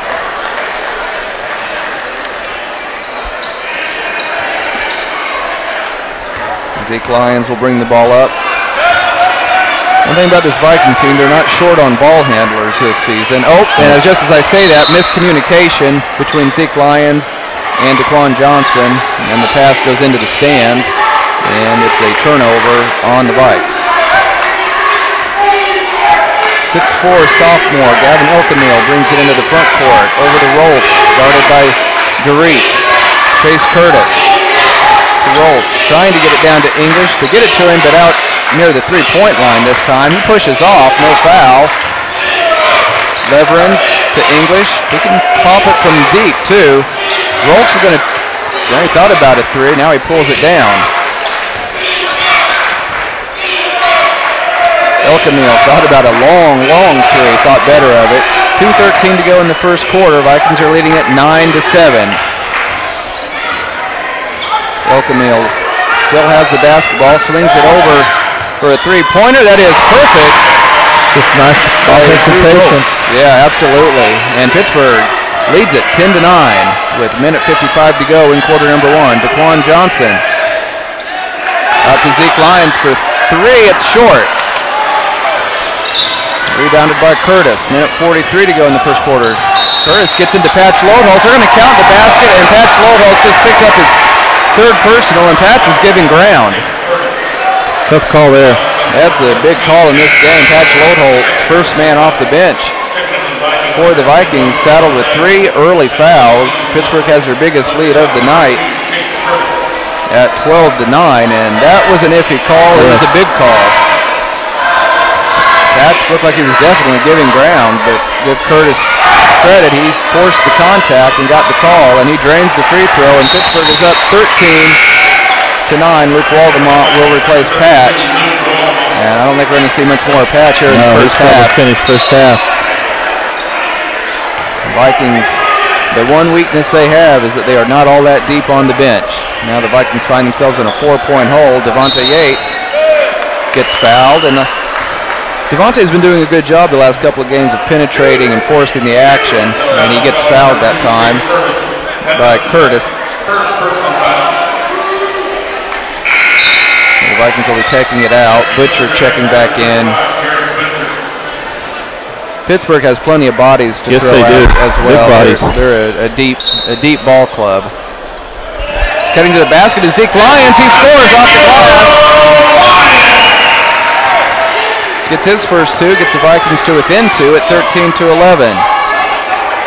Rolfs guarded by Scheibe to Leverins. Back to Rolfs. Gets it down to English. English turns. Now Elkamil will try a three. No good. And there's Luke Waldemont with a good board for the Vikings. Here comes Derek with it. Kicks it to Zeke. Zeke with a long two. Short. And English goes over everybody for the rebound. Be nice for Lyons to find his stroke again. He's been off the last game and a half or so. Butcher will try a three. It's off the mark. English goes over Waldemont. He scores. Young man is a handful. He has 6 points, and Pittsburgh up by 4, 15-11. 40 seconds to go in quarter number 1. Luke Waldemont in the corner, guarded by English. Gives it to Derek. Derek. Skip pass to Joel Scheibe for three. Buried it. Joel Scheibe gets his first basket. Vikings within 1 with 20 seconds to go in the first quarter. It'd be nice to hit some long-range shots. We haven't shot the ball off the well, at least last game we didn't shoot the ball from the three-point line well. Pittsburgh going to hold for the last shot. 10 seconds to go. They get it to Elkamil. Gets a screen with 5 seconds. He goes baseline, puts up a floater. No good. Battle for the loose ball. Butcher puts it up at the buzzer. No good. And a good first quarter comes to an end with your score. Pittsburgh 15 and Parsons 14. We'll step away for a 1-minute break. This is Viking basketball on B93. Parsons Vikings basketball is brought to you by Clemens Insurance Company, located at 401 North 16th Street. For all your insurance needs, call Jerry Clemens at 620-421-9999.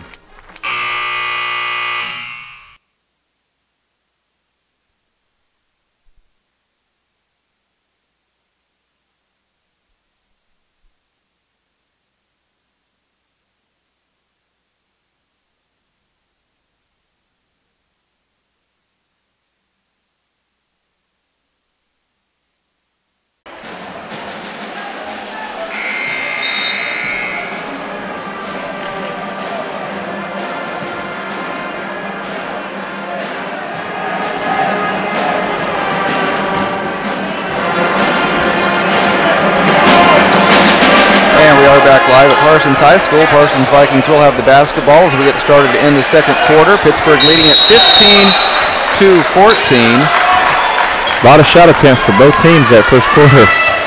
Yeah, there really was. Phil Scheibe pulls up from about 15, no good. Battle for the loose ball. Curtis and English fighting over it. English ends up with it. And English pulls up from 17, can't hit it. Pulled down by Zeke Lyons.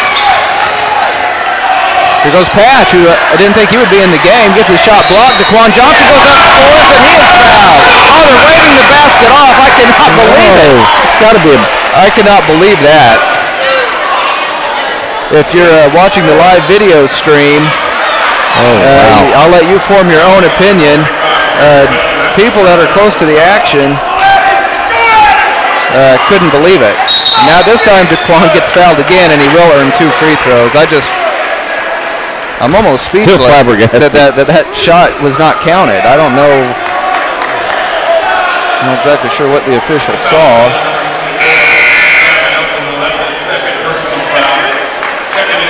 That's not a shot attempt. Wow. Oh my gosh. Wow. No shot attempt on that one either. So still no free throws. DeQuan tries again. Cannot get the roll. Boy, that's a shame. DeQuan Johnson. Some really nice plays down there. Now it's traveling. Are they going to get it? Sure enough. Curtis lost his footing and gets called for traveling. So the score remains 15-14. Pittsburgh on top by 1. We have Javon Grant, 5'10" freshman, into the lineup for Pittsburgh.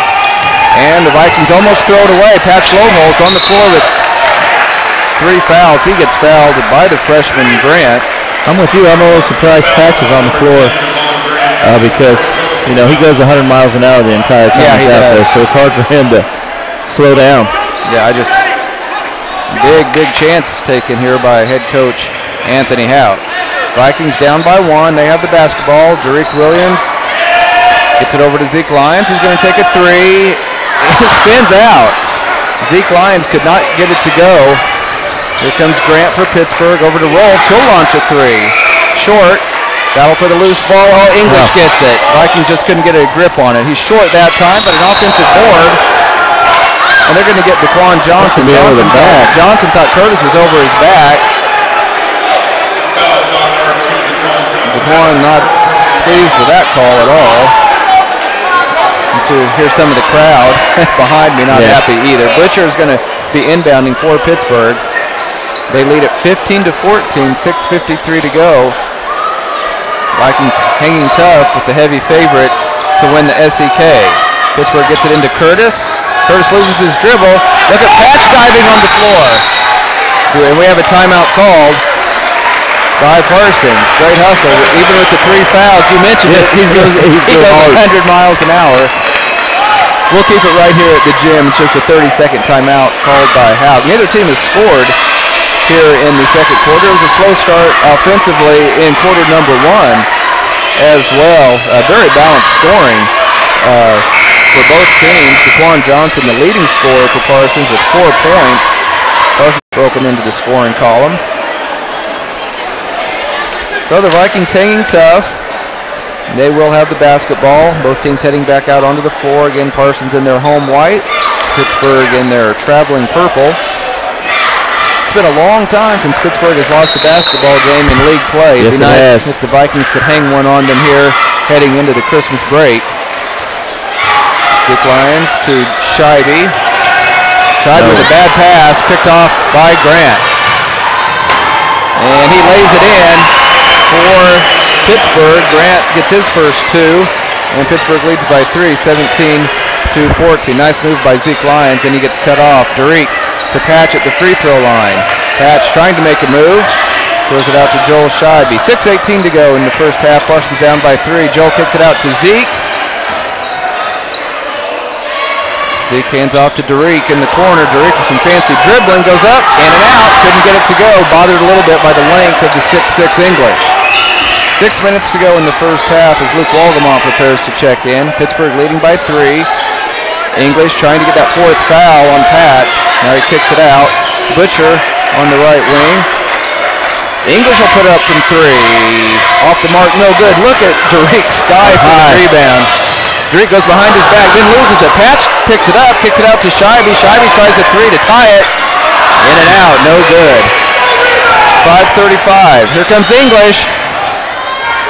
He lays it in. Good job by Patch to not pick up his 4th foul. But now Pittsburgh has their biggest lead of the night at 19-14. Parsons has not scored here in the second quarter. You know, Pittsburgh's guards can afford to cheat out. Oh, backdoor cut. Great pass by Derek. They have so much height to the side, they can take chances out front. Nice backdoor cut, though. Very nice backdoor cut. Well, Parsons within 3. Now a steal. Who's going to get the loose ball? Curtis has it for Pittsburgh. Out to Butcher for 3. Off the mark, but it goes right to English. English goes to the glass and scores. English in double figures with 10. Pittsburgh up by 5, 21-16. Quick pass to Scheibe for 3. It's off the mark, no good. Rebounded by Grant. Here comes Pittsburgh with the ball in a 5-point lead. They almost threw it away. Now they do throw it away. Patch Lodeholtz with it. Patch trying to go all the way. Missed it, but it's going to be tipped in by DeQuan Johnson. 21-18. Pittsburgh leading by 3, 4.5 to go in quarter number 2. Can the Vikings get a stop? Oh, a little miscommunication on defense. Oh, now that's a horrible call. DeQuan Johnson just made a great steal, and instead they're going to get him for his 2nd foul. That's mystified on that one. Me too. Parsons is going to be off to the races. Coach Howe visibly upset, understandably upset. Yes, very much. So 2 fouls on DeQuan Johnson, 3 fouls on Patch Lodeholtz. Not only that, but it puts Pittsburgh in the 1-on-1. Yeah, absolutely, Pittsburgh. Wow, that's a big call. And Pittsburgh shoots free throws very well. Yes, they do. Chase Curtis has 3 points. He's 1 out of 1 from the line. Be a 1-and-1 opportunity. Puts it up. That one's going to be off the mark, and it really wasn't all that close. Patch Lodeholtz with the rebound. He's in trouble. Gets it ahead to Derek Williams. Derek double teamed, has his pocket picked. Grant with it. Pulls up for 3. No good. Rebound by Zeke Lyons. The Vikes catch a break on that one. Vikes need to have a good possession here. Take their time. Boy, strong move on the baseline, but Yates couldn't get it to go, and it's pulled out by Rolfs of Pittsburgh. Rolfs shoves off. That's got to be an offensive foul, and it is. Easy call there. The official was on top of that one. That's the coach's son and the head coach. Now he's talking, I don't know what he's talking to the official about, because that was, he's saying it's a terrible call, but it was obvious. I thought that was the easiest call they've made all night. Yeah, I mean, he extended his arm and shoved the defender 2 feet away from him, so I'll disagree with the Pittsburgh coach on that one. 3 by Lyons, he got it. Zeke Lyons finally gets one to fall. He has 5 points. Parsons is tied at 21. Rolfs guarded out top by Walgamont. Ilkamil, deep 3. Off the mark, rebounded by Derek Williams. Derek sees an opening, he gets into the paint, a floater goes. And Parsons has the lead, and they're going to force Pittsburgh into a timeout. 23-21, Parsons by 2, 3:24 to play in the half. We'll take a 30-second break. This is Viking basketball on B93. Vikings basketball is brought to you by Clemens Insurance Company, located at 401 North 16th Street. For all your insurance needs, call Jerry Clemens at 620-421-9999.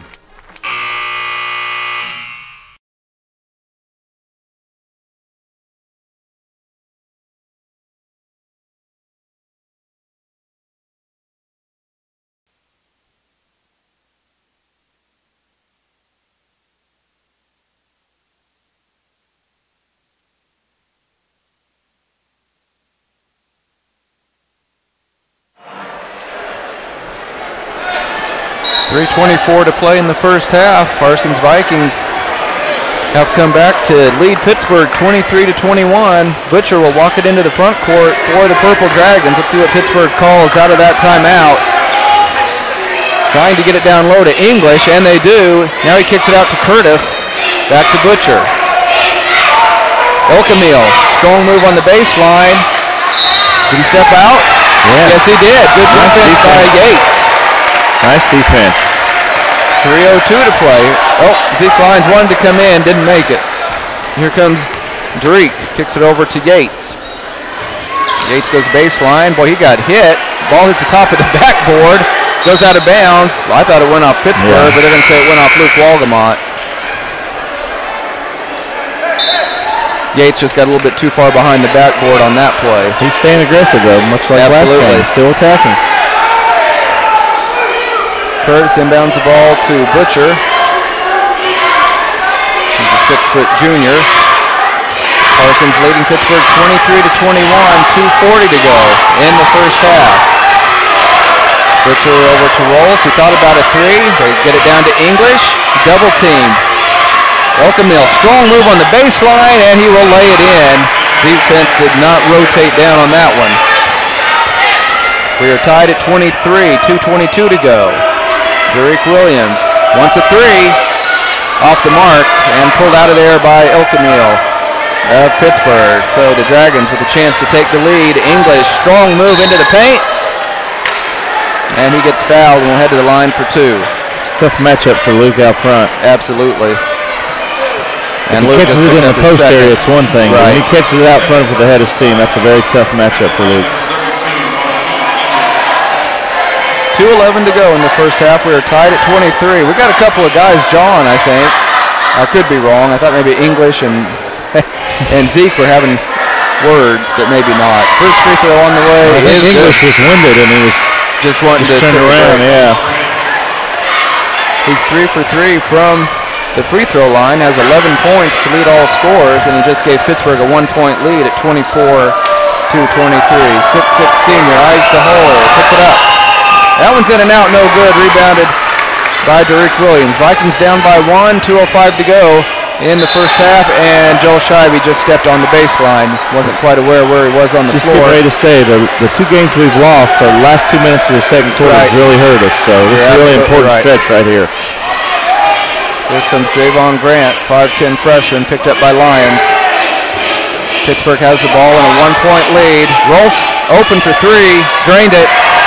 He's a good shooter. If he can get his feet set, that's his second three of the ball game. 4-point lead for Pittsburgh, 27-23. Joel Shivey tries to answer, in and out, no good. Rebounded by Chase Curtis.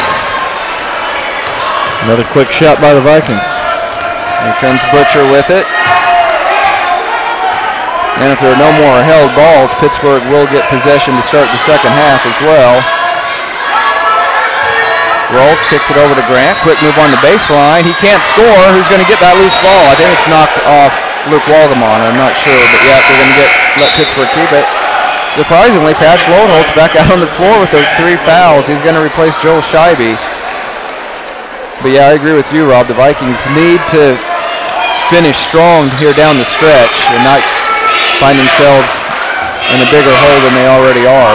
Vikings down by 4, 27-23, minute 10 to go in the first half.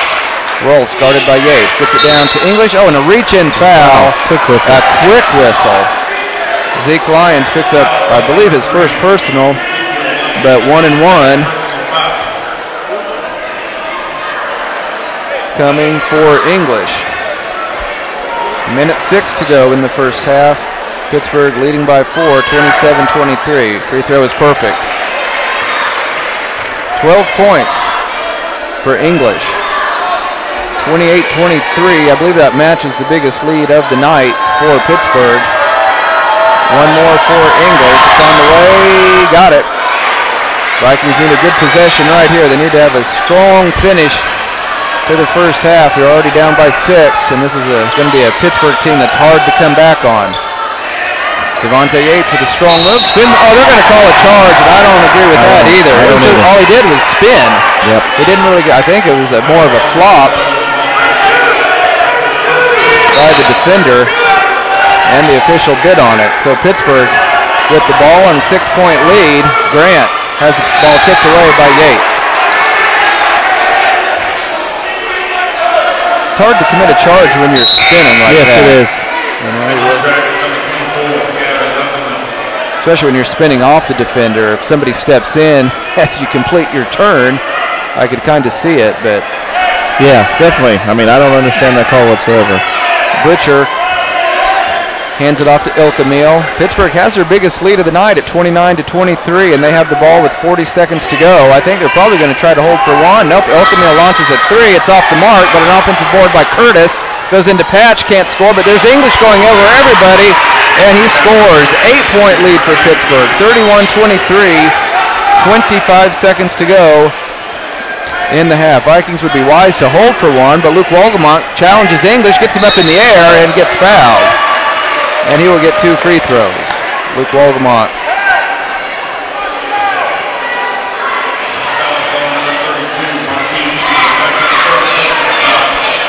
Only the first, I believe, on English. Boy, the Vikings could sure use both of these free throws. Luke has 2 points on the night. His first trip to the line. It's up, in and out, no good. Yeah, we mentioned it last 2 minutes of the quarter. I think we were down 2 with 2:01 to go. Now it's an 8-point lead. We just have not played well to finish first halves in the 2 games we've lost. Only the 3rd free throw here of the first half for the Vikings. That is off the back iron as well. 31-23, Pittsburgh by 8. They will try to hold for one. Butcher into the front court, 10 seconds to go. Ilkamil gets a screen. Boy, looks like he's shoved off. Shoved off again, gets into the paint and scores a layup, and it's a 10-point lead, and that's how the first half ends. Good end of the first half for Pittsburgh. It looks like he shoved off with both arms. Yeah, I thought he did too.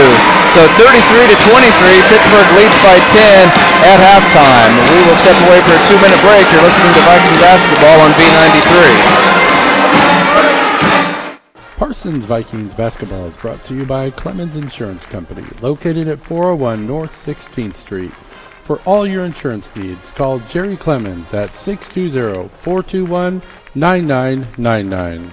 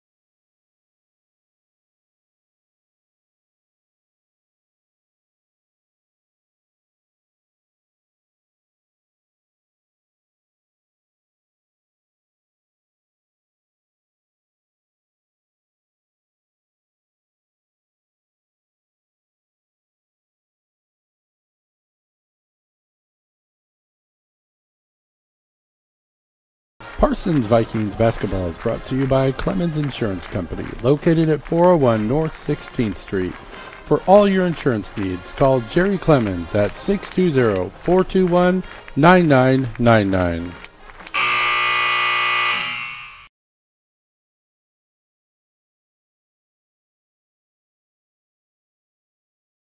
And tonight, that's what's happened. They've won into halftime, with all the momentum. And for everyone listening, even if Parsons comes up short tonight, and that'll leave them at 0-3 here at home at Parsons High School, don't write this team off. This will be the toughest part of their schedule is falling in December with the game against Emporia and then back-to-back games against league favorite Pittsburg and also Lebec County, who was picked to finish second in the league. And now, of course, Parsons obviously will have to go visit Pittsburg and Lebec County, play them on their home court. But they're not going to have a schedule this tough the rest of the season. No, definitely and I think this is a team, even if they go into Christmas break with 3 losses, this is a team that has the potential. They can win 15 games or more this year. Oh, definitely so. We have the talent. And like you said, it's just a tough schedule. We got 2 teams picked to finish in front of us, back-to-back. You get Emporia, who's a 6A school, who plays in a tough league. Yep. So definitely tough schedule starting out. But I agree with you. I think after Christmas, with our mid-season tournament, we can get on a run and really put some wins together. Yeah, I have no idea who's in that mid-season tournament. It'll be the Lancer Classic again over in Southeast. I know they have a hard time seeding that because they bring in schools of different sizes and from different leagues, and it is hard for the athletic director to seed it accurately, but I find it hard to believe that there'll be a better team this year at the Lancer Classic than the Vikings. No, and you think about it, a team with 1 or 2 losses gets matched up maybe a 1 or 2 seed. We might be a 7 or 8 seed. Yeah, that's right. With our record, and I feel very bad for that team. I do that too. Might happen to. And looking way down the road to Sub-State, Parsons may be the favorite to capture the Sub-State championship as well. Teams out of the CNC, 3 CNC schools, Galena, Baxter, and Columbus. I did see on Max Preps that Galena knocked off Oswego. I think it was 71-10. Wow. So probably a down year for the Indians, Oswego. But if Max Preps, some of the information you get on there is not always accurate. But looks like Galena's off to a good start. They may be the biggest challenge for the Vikings out of that Sub-State. Yeah, one thing about Galena is they'll be a physical team. They are always physical. You're right. We are ready to start the second half. Pittsburgh has a 10-point lead, 33-23, and they will have the basketball. Vikings have 4 of their original starting 5 out on the floor. Luke Walgamont on the bench, and Derek Williams starting in his place here in half number 2. Butcher has the ball for Pittsburgh. English out at the 3-point line. Bounce pass down low to Curtis. He goes up over everybody and scores. I tell you, having a 6'6" guy feed another 6'6" guy, it's hard to deal with at the high school level. Step back by Lyons. It's an air ball. Again, a quick shot. Yeah. Even though the Vikings are down 12, they have to understand there's a lot of time left in this game. Ilkamil goes baseline, gets fouled, and he scores. Now here the Vikings have to be very careful that they don't get blown out of the gym. They're down by 12. They actually make it, I think they haven't put the basket up yet. They're down by 14. There they put it up, 37-23. Really wasn't all that long ago. The Vikings were only down by 2. Well, we had a 2-point lead. And had the lead, actually, you're right. Ilkamil hits the free throw. And this lead has ballooned to 15. It can get away from you fast. Derek Williams trying to force the action, gets fouled. And that's kind of what happened. It just kind of got away from us pretty fast here. Butcher picks up his second. Vikings with a lot of work to do now.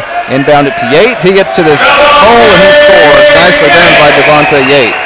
Vikings are going to pick up a little bit of full court pressure. Now they back off. 38-25. Pittsburgh by 13. 7:08 to go in the third quarter. You can tell how solid Pittsburgh is, the fact that they've held Parsons to 25 points this deep into the game. Nice look to English from Ilkamil, and English lays it in. 17 points for English, 15-point lead for Pittsburgh.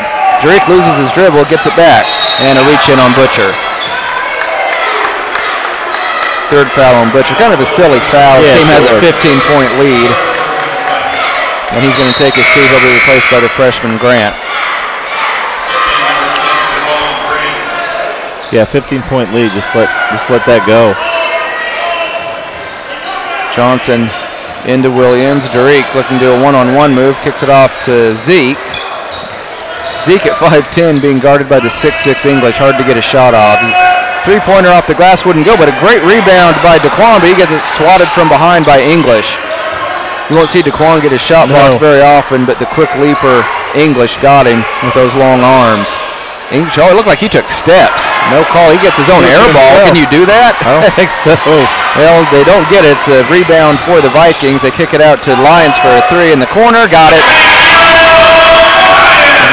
Zeke Lyons up to 8 points. Gets the Vikings a little bit closer at 40-28. Vikings still down by 12, but a lot of time left. 6 minutes to go in the third quarter. English down on the blocks. Double team. Kicks it out to Ilkamil. He'll try a three. It's going to be short. Ball goes right to English. Yates needed to turn around and box out on that one. Ball is still loose. Curtis gets it and goes up and gets fouled. I tell you, this Pittsburgh team is relentless. They just keep going. Patch Lodeholt's preparing to check in. They're going to get Yates, his second personal. There's just not a lot of margin for error. You got to play about a perfect game against these guys. Curtis with the free throw, spins out. Curtis has 5 points. He scored very well against Parsons in at least one of the contests last year, not having as big of a game offensively so far, but he's done plenty of work on the boards and on defense. Second free throw rolls off. You won't see Pittsburgh miss 2 free throws in a row like that very often. Derek Williams quickly up the floor, kicks it out to Joel Scheibe. Scheibe, spin move, loses his dribble. Now gets it off to Derek in front of the Viking bench. Derek, fade away from the baseline, no good. Battle for the loose ball. I think the Vikings have it, and then they lose it. They're going to give it to Pittsburgh. I thought it went off Joel Scheibe over there in the corner. That's too bad 2 or 3 Vikings had a chance to get that loose ball and couldn't corral it. 12-point lead for the Purple Dragons, the heavy favorite to win the SEK. They're up 40-28, 5:23 to play in quarter number 3. Bounce pass to Curtis. Nice move, but he airballed it from about 2 feet out, but an offensive board by Rolfs of all people, and he puts it in off the glass. Other guys getting so much attention, Rolfs just snuck in there, got the easy basket. DeQuan, strong move, can't score, gets his own rebound and gets fouled. DeQuan is an amazing athlete. Yes, he is. That's an amazing athletic play. Curtis picks up his second. Here comes Luke Waldemont replacing Joel Scheibe. 42-28, Pittsburgh by 14. Derek looking, gets it into Waldemont. Hands it off to DeQuan Johnson. Johnson calling for a screen. Picks up his dribble, gives it off to Yates. Yates on the right wing. Yates wants to penetrate. Can't score. Battle for the loose ball, goes out of bounds. They're going to give it to Pittsburgh. Score remains 42-28. Purple Dragons lead it by 14. 4:47 to go in quarter number 3. I don't think there's any doubt this is the best team the Vikings have faced this season. I completely agree. Emporia was a great team. Ended up beating the Vikings, I believe, by 14. But I think this Pittsburgh team's just a little more athletic, a little bit deeper. Three-pointer by the freshman. He nails it. Grant with 5 points. Pittsburgh has their biggest lead of the night at 45-28. 4:27 to go. Derek Williams gets into the paint. Oh, now they're going to call an offensive foul. You got to be kidding me. They wouldn't call that on Pittsburgh. Well, they called it once on Pittsburgh in the first half. Boy, I'm going to just have to say that I disagree very strongly with that call. Everything going Pittsburgh's way right now. First foul on Derek. Grant just took a double dribble. Unforced error right there by Pittsburgh. 17-point lead for Pittsburgh. They have stretched out their 10-point halftime lead. Derek to Yates. The only hope for the Vikings now is that maybe Pittsburgh will relax a little bit. Three-pointer by Yates, no good. Pulled out by English. Pittsburgh wants to run. They get it over to Rolfs. He's going to launch a three. Spins off, no good. Curtis over the back of Yates. No call. Wow. And then he gets fouled and will go to the line. That was good work by Curtis, but I sure thought he was on the back of Yates. I think our youth shows we get down a little bit. We think one shot's going to get us back. We just have to realize it's going to take good, solid possessions and some defensive stops. Curtis's free throw in and out, no good. He's missed 3 in a row. Yates just picked up his 3rd personal. He joins Lodeholtz with 3, and now he will head to the bench, replaced by Zeke Lyons. Second free throw is good this time, as the Purple Dragons continue to pull away from the Vikings, 46-28. Pittsburgh only led by 1 at the end of the first quarter, but they have really shown why they're the defending SEK champ in the next quarter and a half. Lodeholtz took steps. Things not going well at all here in the third quarter for the Vikings. They're down 46-18, 3:51 to go in the third quarter. And the Viking defense slow to rotate over. Rolfs missed a wide open 15-footer though, and then he committed a silly foul. And that will be his second by my count. 46-28. The Vikings have been scoring in the 60s and most often the 70s all year, but they're going to struggle to score 50 tonight, it looks like. Three-pointer by Lyons, no good. Nice effort on the board by Williams. Now he has it poked away. Quick hands by Pittsburgh. Here comes English. Great bounce pass to Ilkamil. Kicks it back to English. Goes into Walgamont. Now what are they going to call? A charge. Charge on English. They have been bad both ways. Yeah, I agree. That was a questionable call as well. I've not been impressed with this crew from the start. No, I haven't either. 46-28 is your score. Pittsburgh in control by 18. Oh, now a bad pass. Total miscommunication by the Vikings, and an easy layup by Grant. I'm surprised Coach Houck isn't taking a timeout here. His team's down by 20. Daquan Johnson to Lyons. He'll try a 3. He got it. Nicely done by Zeke Lyons. He's in double figures with 11. Vikings pick up a little full court press. Pittsburgh just throws it to the tall, lanky English at half court. And Grant makes his second silly mistake of the quarter. Throws it out of bounds. Curtis into the lineup, replacing English. 48-31, Pittsburgh by 17. Good thing Coach Rolfe can afford to have that freshman make that mistake when you're up 17. That's right. Vikings try to lob it into Walgamont, and we should have a hole. Oh my gosh, are they saying that Luke Walgamont pushed off? Wow. Because he didn't, because I was watching it. If you're watching on the live video stream at KLKCradio.com, you can make your own call on that, but I thought that was an excellent play by the Vikings. There was no push off. Pittsburgh breaks the press, and they charge right into Luke Walgamont. That was an easy one. That's a charge on Rolfs. He's very upset. He's close to getting a technical, I think. No need for Pittsburgh to... No. His coach and dad tell him, no, that was definitely a charge that time. So 48-31. Pittsburgh enjoying a 17-point lead. 2:43 to go in the third period. Best chance for the Vikings if they can get red hot from the perimeter. Here goes Daquan with a great move on the baseline. He scores over the 6'6" English. Daquan into double figures with 10. Vikings got a steal. Almost got the steal. Ball is still loose. Who has it? Daquan Johnson gets it. And now he has it stolen. And now he loses it out of bounds. Those long arms of English causing problems. Vikings ended up with it, but Daquan Johnson could not get around English. And then the ball went off Daquan's leg. 48-33, Pittsburgh by 15, 2:23 to go.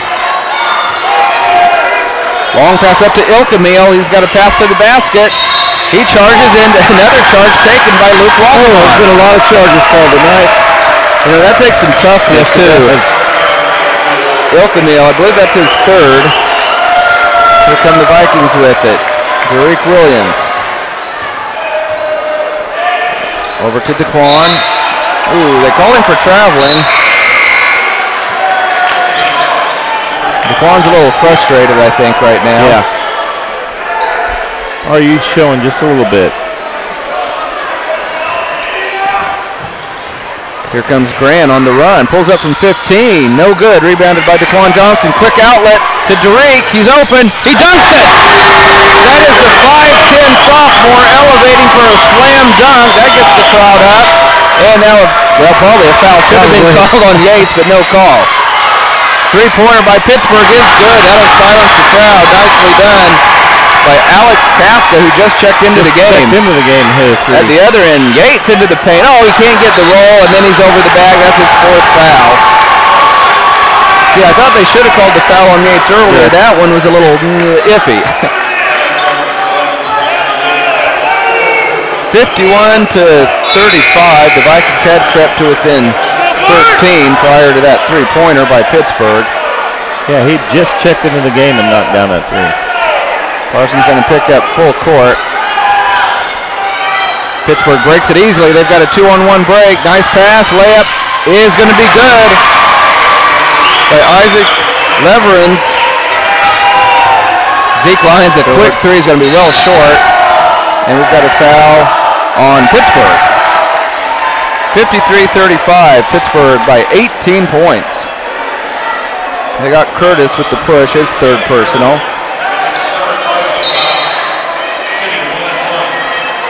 And will be free throws for the Vikings, 1-1, Joel Scheibe. Scheibe's been kind of quiet tonight. He only has 3 points, but credit the Pittsburgh defense. They've done a good job tonight. We've got a timeout on the floor. Minute 27 to go in the third period. Pittsburgh leads at 53-35. We'll take a 30-second break and be right back. You're listening to Viking basketball on B93. Parsons Vikings basketball is brought to you by Clemens Insurance Company, located at 401 North 16th Street. For all your insurance needs, call Jerry Clemens at 620-421-9999.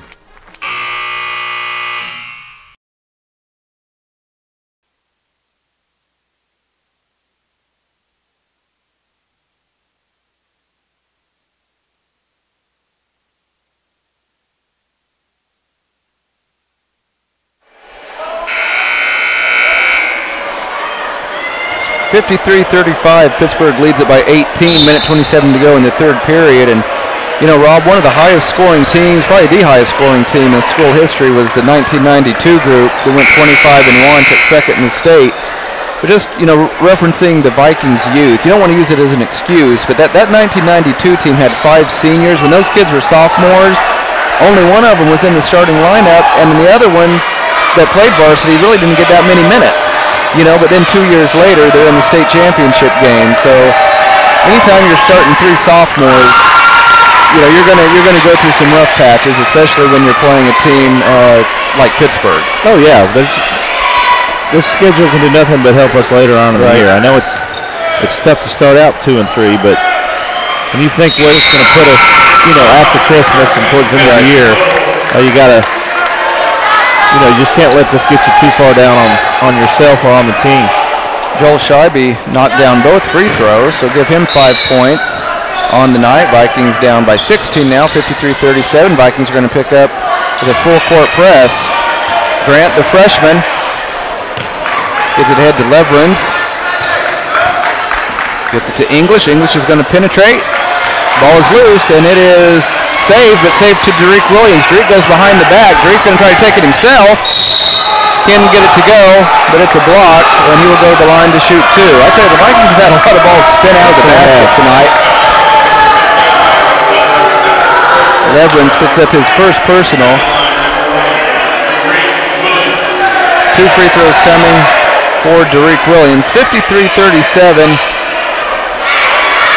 Be a tall order, but it'd be nice if the Vikings could get this down to 10 points going into the fourth quarter. And they're still waiting for that hot shooting night that we just haven't had. Drake can't get that free throw to go down. He's 1 out of 2 from the line. He has 7 points, including a very impressive 2-handed dunk. I don't know if we've ever had a 5'10" guy at Parsons High School that could dunk. Probably not. Not that easily, anyway. Yeah, it would look pretty effortless. Second free throw, spins out, no good. That's another thing the Vikings are going to have to work on over the break, getting those free throws to drop down. Three-pointer by the freshman, no good. Ball comes off strangely and goes out of bounds. You can tell that this Javon Grant's a talented player. You can also tell he's a freshman. Yeah. He's made some plays that typically only a freshman will make. But again, with a 16-point lead, you can let him learn. You can, there's some growing pains involved, but he's not hurting you and gaining experience. Patch Lodeholtz on the left wing over to Daquan Johnson. 50 seconds to go in the quarter. Vikings are down by 16. Patch at the top of the key. Goes up against a 6'6" Curtis. Kicks it back out to Derek. 40 seconds to go. Derek into the paint. Floater off the glass. That one goes down. 9 points for Derek Williams. Vikings within 14 at 53-39. Full court press by the Vikings. Okamill lobs it up. And it's poked away. Oh, a late whistle. I think maybe it was a foul. But why did he wait so long? Needs to be called a lot earlier. Lodeholtz picks up his fourth. Patch has played a lot of minutes with those 3 fouls. Finally picked up his fourth. 24 seconds to go. And 1-and-1 opportunity for English. English has 17 points. 15 of those came in the first half. English with the front end of the 1-and-1. Got it. These other teams make those free throws at times look so simple, but for a lot of years now, the Vikings have struggled at the line, and I don't have an answer for it. No, I don't either, because you know as well as I do, they shoot them in practice, they shoot them tired, so there's just no answer for it. 54-39, Pittsburgh enjoying a 15-point lead. One more free throw for English. Little too strong, no good, rebounded by Daquan Johnson. The Vikings should probably hold for one, and they will get the ball unless there's a tie-up situation here in the final 15 seconds. Vikings will have the ball to start the fourth. 12 seconds to go. Derek Williams guarded by the freshman Grant. Hands off to Zeke Lyons with only 8 seconds. Vikings need to get it going. 5 seconds. Derek, step back three. That's a tough shot, and he hit it! Derek Williams, that's a shot he could have. My goodness, a quarter. 54-42, Vikings get it down to 12 at the end of the third quarter. We'll step away for a 1-minute break. Be back with the final 8 minutes. You're listening to Viking Basketball on V93. Parsons Vikings Basketball is brought to you by Clemens Insurance Company, located at 401 North 16th Street. For all your insurance needs, call Jerry Clemens at 620-421-9999.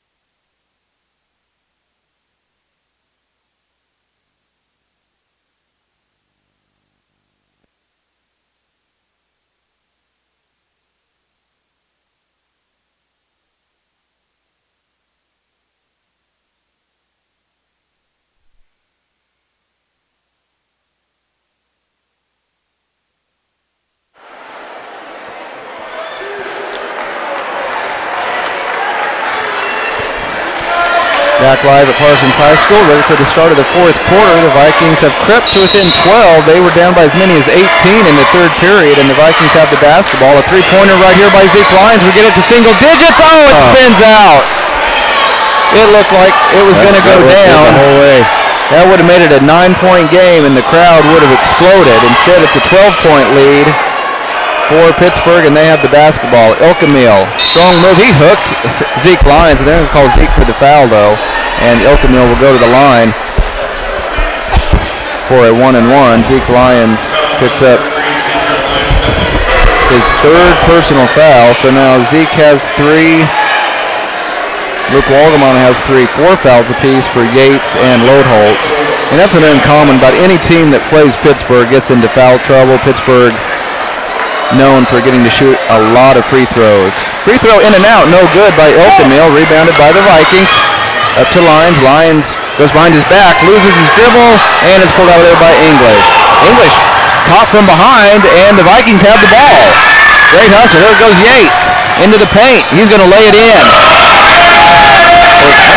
by the Vikings to get this down to a 10-point game after being down by 18. A near steal. Here comes English. Trying to go up against Scheibe. Oh, he missed the layup. Here comes Gates with it. Gates needs to get rid of the ball. He's not the point guard.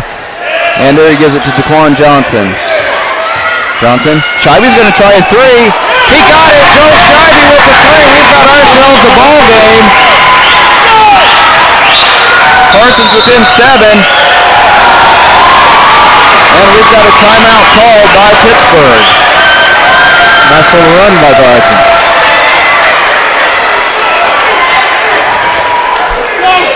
Parsons Vikings within 7 at 54-47. 6:54 to go in the fourth quarter. We'll take a 30-second break. You're listening to Viking basketball on B93. Parsons Vikings basketball is brought to you by Clemens Insurance Company, located at 401 North 16th Street. For all your insurance needs, call Jerry Clemens at 620-421-9999.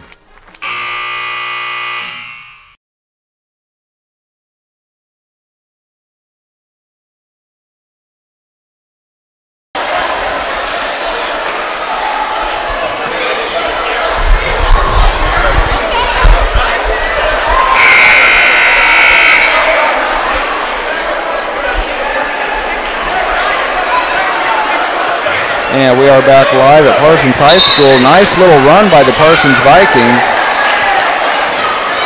I would assume that they're going to try to get English the ball in the post after that little run we just put on. Vikings in the third quarter were down by 18. They have trimmed that deficit to 7. 54-47, 6:50 to go in our ball game. Elkamil in the corner to Rolfs, and they are trying to get it down to English. You're absolutely right. English, as you would expect, getting all kinds of attention from the Viking defense. Rolfs thought about a three. Now he kicks it out to Butcher. Now they get it down to English. He's double teamed, kicks it out to Elkamil for an open three. It's off the mark and rebounded by Daquan Johnson. Vikings can inch a little bit closer. Tariq Williams with it. 54-47. Pittsburgh leads by 7. 6:15 to go in our ball game. Joel Scheibe wants a guarded three, off the mark, no good. That would have been a tough shot to hit. Yeah, had a hand right in his face. Elkamil, blocking foul on Joel Scheibe, and 2 free throws coming. Check that, probably going to be 1 and 1. That's just the 9th team foul. So Joel picks up his second. Here comes Luke Waldemont. He's going to replace Joel Scheibe. Nope. Yep, he's going to replace Scheibe. 1 and 1 coming for Elkamil. Pittsburgh has lost their touch at the line just a little bit here in the last couple of minutes. They have not scored yet here in the fourth quarter. Free throws on the way, and it rolls in. Elkamil got a shooter's roll on that one. Yeah, that would have been big if Parsons could have hit a shot on that last possession. Would have been down to a 2-possession game. 8-point lead for Pittsburgh. That one will roll off, so it's a 55-47 lead for Pittsburgh. Daquan Johnson goes strong to the hole. What is the call? We have a foul on Pittsburgh, and Daquan will go to the line.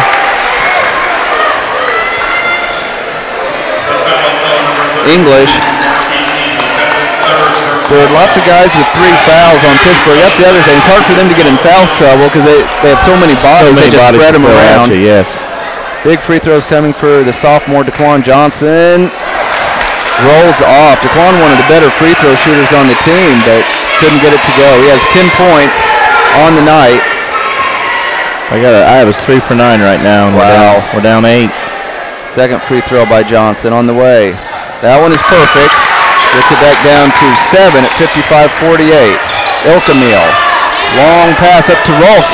He fakes the three. Has a pass to the basket. Oh, an offensive foul, and I disagree with that. I do too. Parsons just caught a break. That should have been a basket and a blocking foul. And that is the 4th foul on Rolfs. Yeah, not been impressed with this officiating crew. No, especially on the charges and the blocks. They have really struggled tonight. I love that. Not easy call, yeah. In my opinion, they've missed a bunch. So here we go. Vikings only down 7. And they have the basketball. They get it to Zeke Lyons. He'll try a three. He got it. The Parsons Vikings refuse to baselines, gets the Vikings to within 4, 55-51. 5.5 minutes to go, almost a steal by Zeke.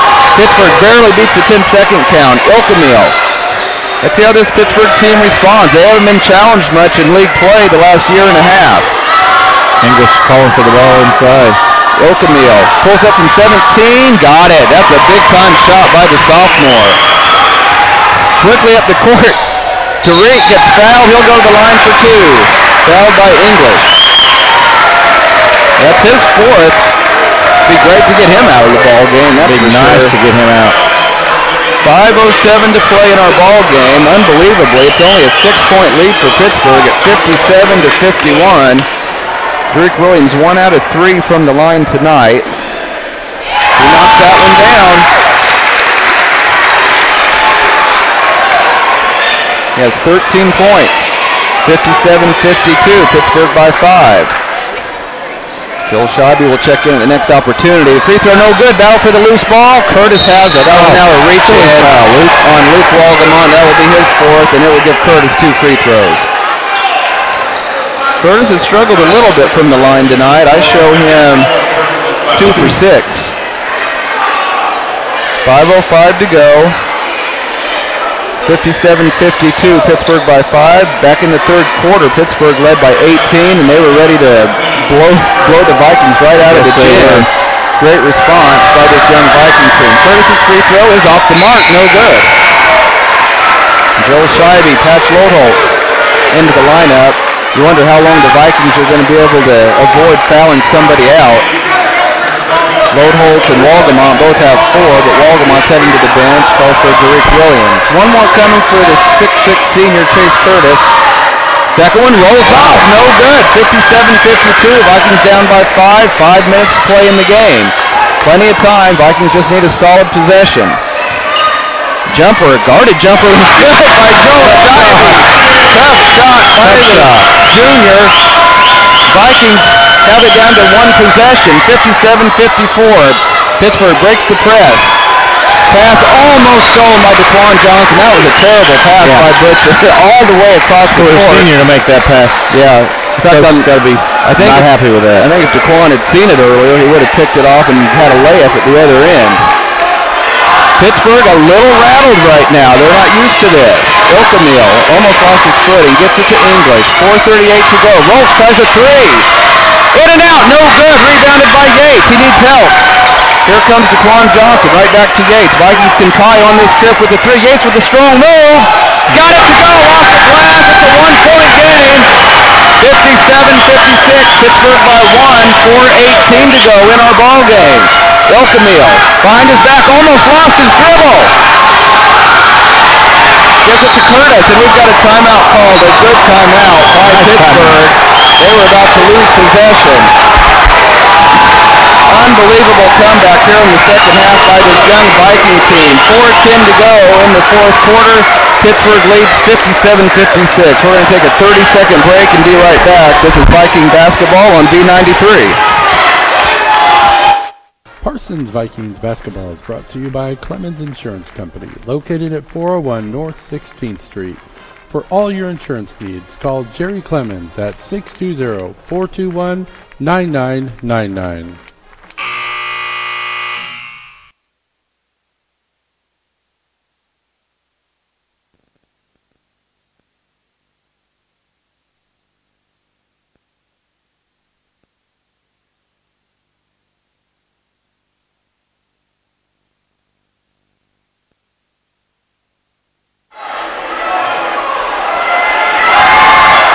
Parsons Vikings have almost erased an 18-point deficit. They trail by 1, 57-56.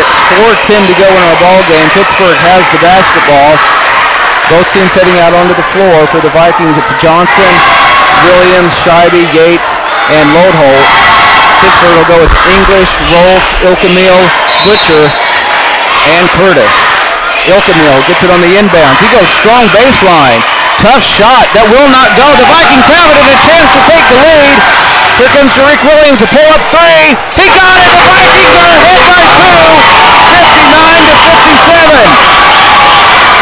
The Vikings are ahead by 2. 59-57. 2-point lead for the Vikings. 59-56. 3:50 to go in the game. Butcher almost had his pocket picked by Johnson. He gets into the paint with a strong move. Oh, he got blocked from behind. It looked clean, but they're going to get DeQuan on the foul. DeQuan's third. That's unofficial, by the way. We'll wait and see what the official score says.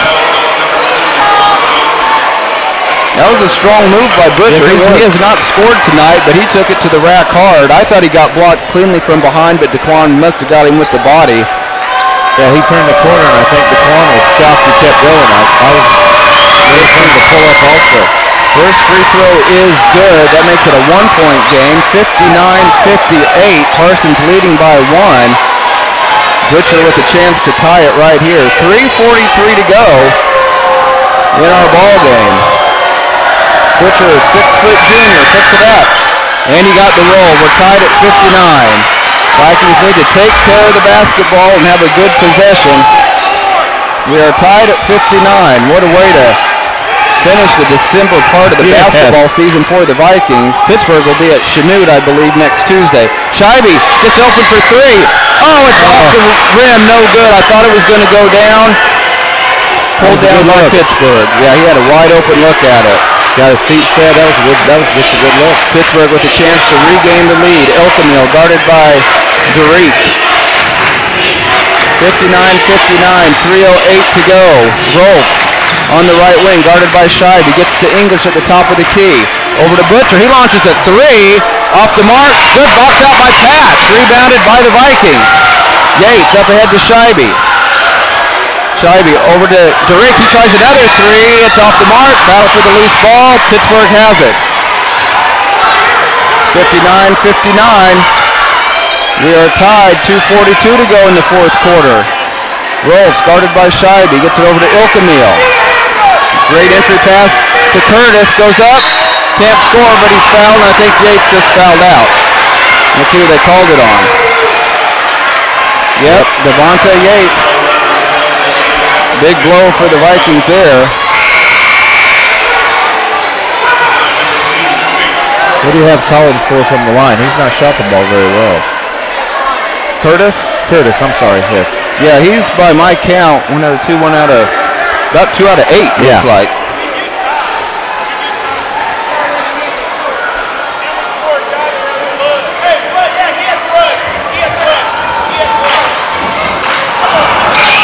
Free throw by Curtis is off the mark, no good. He misses another one. He's 0 of 3 in the quarter, 1 out of 6 in the second half. So we're still tied at 59, 2:33 to go in the game. The 6'6 senior has one more chance to give Pittsburgh the lead. He got it. 60-59, Pittsburgh by 1, 2.5 minutes to play in the fourth quarter. DeQuan Johnson with a quick move, gets into the paint, his floater goes! DeQuan Johnson gives the Vikings a 1-point lead, 61-60, 2:19 to go. Vikings continue to press. He loves going left. Yes, he does. He's done that for years. Elkamil, pull up from 16, got the roll, soft touch by Elkamil. Pittsburgh goes up by 1, 62-61, just over 2 minutes to play. DeQuan thought about a 3, instead he gets into the paint, nice pass to Luke Walgamont. Oh, he couldn't get it to go, he's fouled. How did that not go down for Luke Walgamont? Great pass by DeQuan.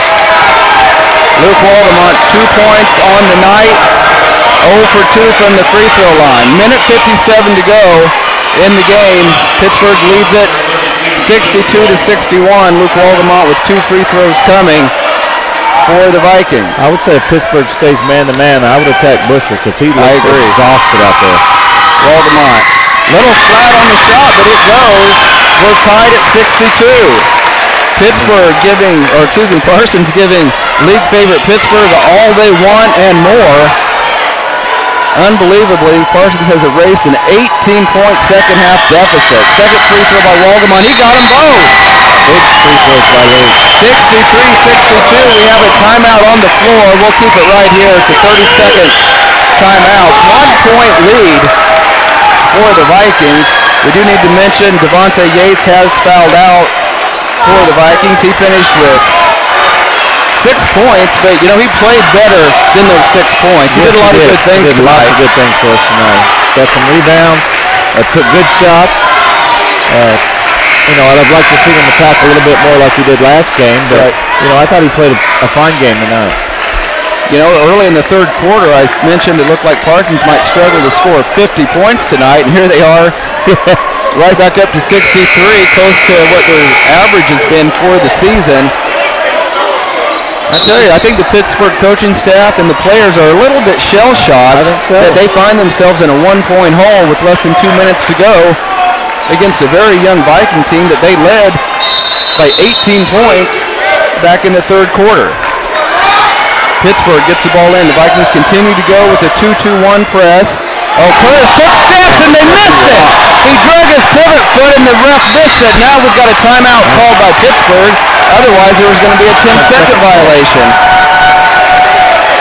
And we'll go ahead and still keep it here at the gym. And so, Rob, we've been talking about experience. Parsons has youth. Pittsburgh has experience. But even though they have that experience, when was the last time they were in a game like this? Yeah, and it's starting to show. It's definitely so. They've definitely been routed, which is surprising considering the seniors they have. And, El Camille's a sophomore, but he started every game last year. So they have a lot of experience out there. I'm really surprised at how shell-shocked they look. Pittsburgh heading back out on the floor. They're sending Curtis, Ilkamil, Butcher, Rolfs, and English onto the floor. Vikings go with Johnson, Lodholtz, Walgamont, Williams, and Zeke Lyons. 63-62. Why are they inbounding at half court? They should be inbounding.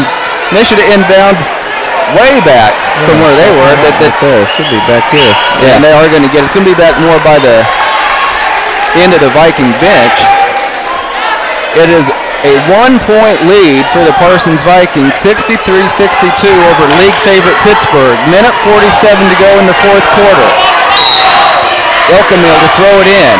Gets it into Curtis. Right back to Ilkamil. Goes behind his back. Guarded by Lyons. Ilkamil. Rolfs is open for three. No good. Where's the foul? Loose ball. Catch Lodholtz.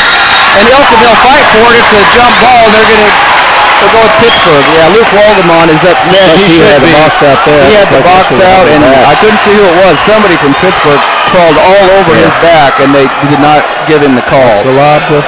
Pittsburgh to inbound from the far side. Butcher gets it into Ilkamil. Minute and a half to play in our game. Parsons leading at 63-62. Butcher to Curtis. Back to Butcher. They're going to get Walgamon. That'll be his fifth foul.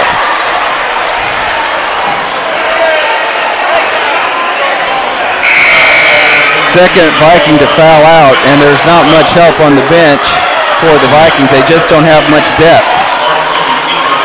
Joel Scheibe's going to come in. Joel, a great shooter, of course, but you lose a lot of size as far as rebounding goes. Lose the 6'5" Walgamon. A little better shooter. Offense for defense. English has not scored here in the fourth quarter. He has 18 points. He has 2 free throws coming. He's a good free throw shooter. He missed his last one. This one on the way. Spins out. No good. 63-62. Parsons by 1. Minute 22 to play in regulation. Vikings need to box out. Second one for English. Got it. We are tied at 63. Minute 22 to go. Here come the Vikings. Vikings very small on the floor right now. Derek Williams has it against Ilkamil. Gets into the paint.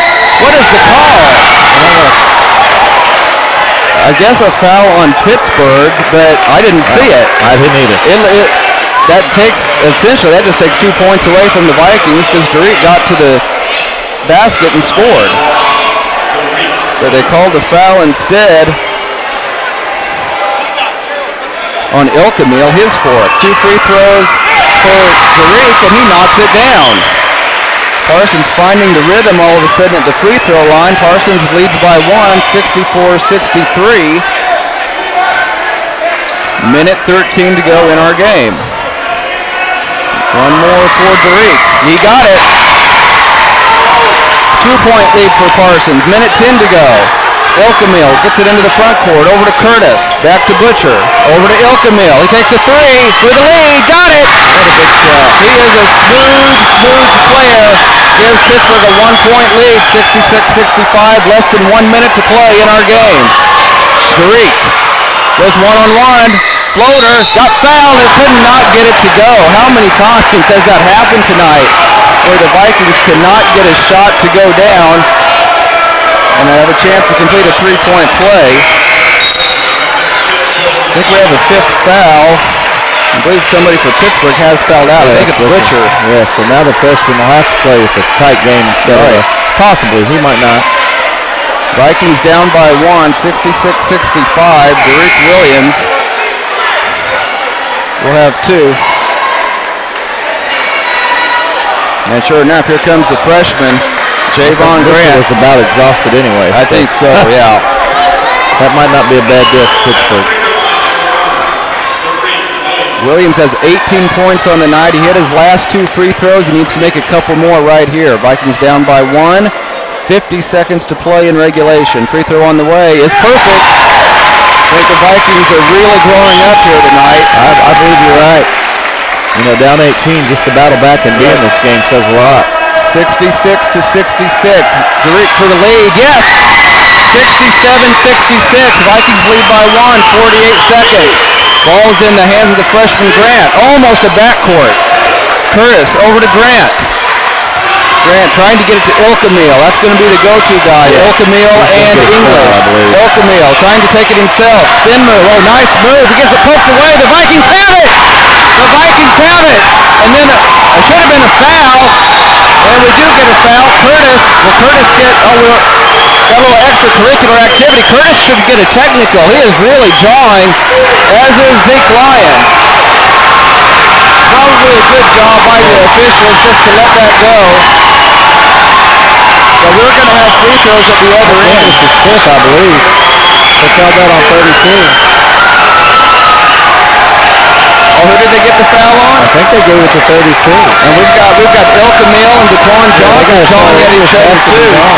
Sure enough, English is out. Yeah. I did not think the foul was on English, but that's who they called it on. Let's see if So Isaac Leverins will come in. Well, he's replacing Curtis. But they said they on the on the scoreboard they put the 5th foul being on English. They're trying to figure out who has 5.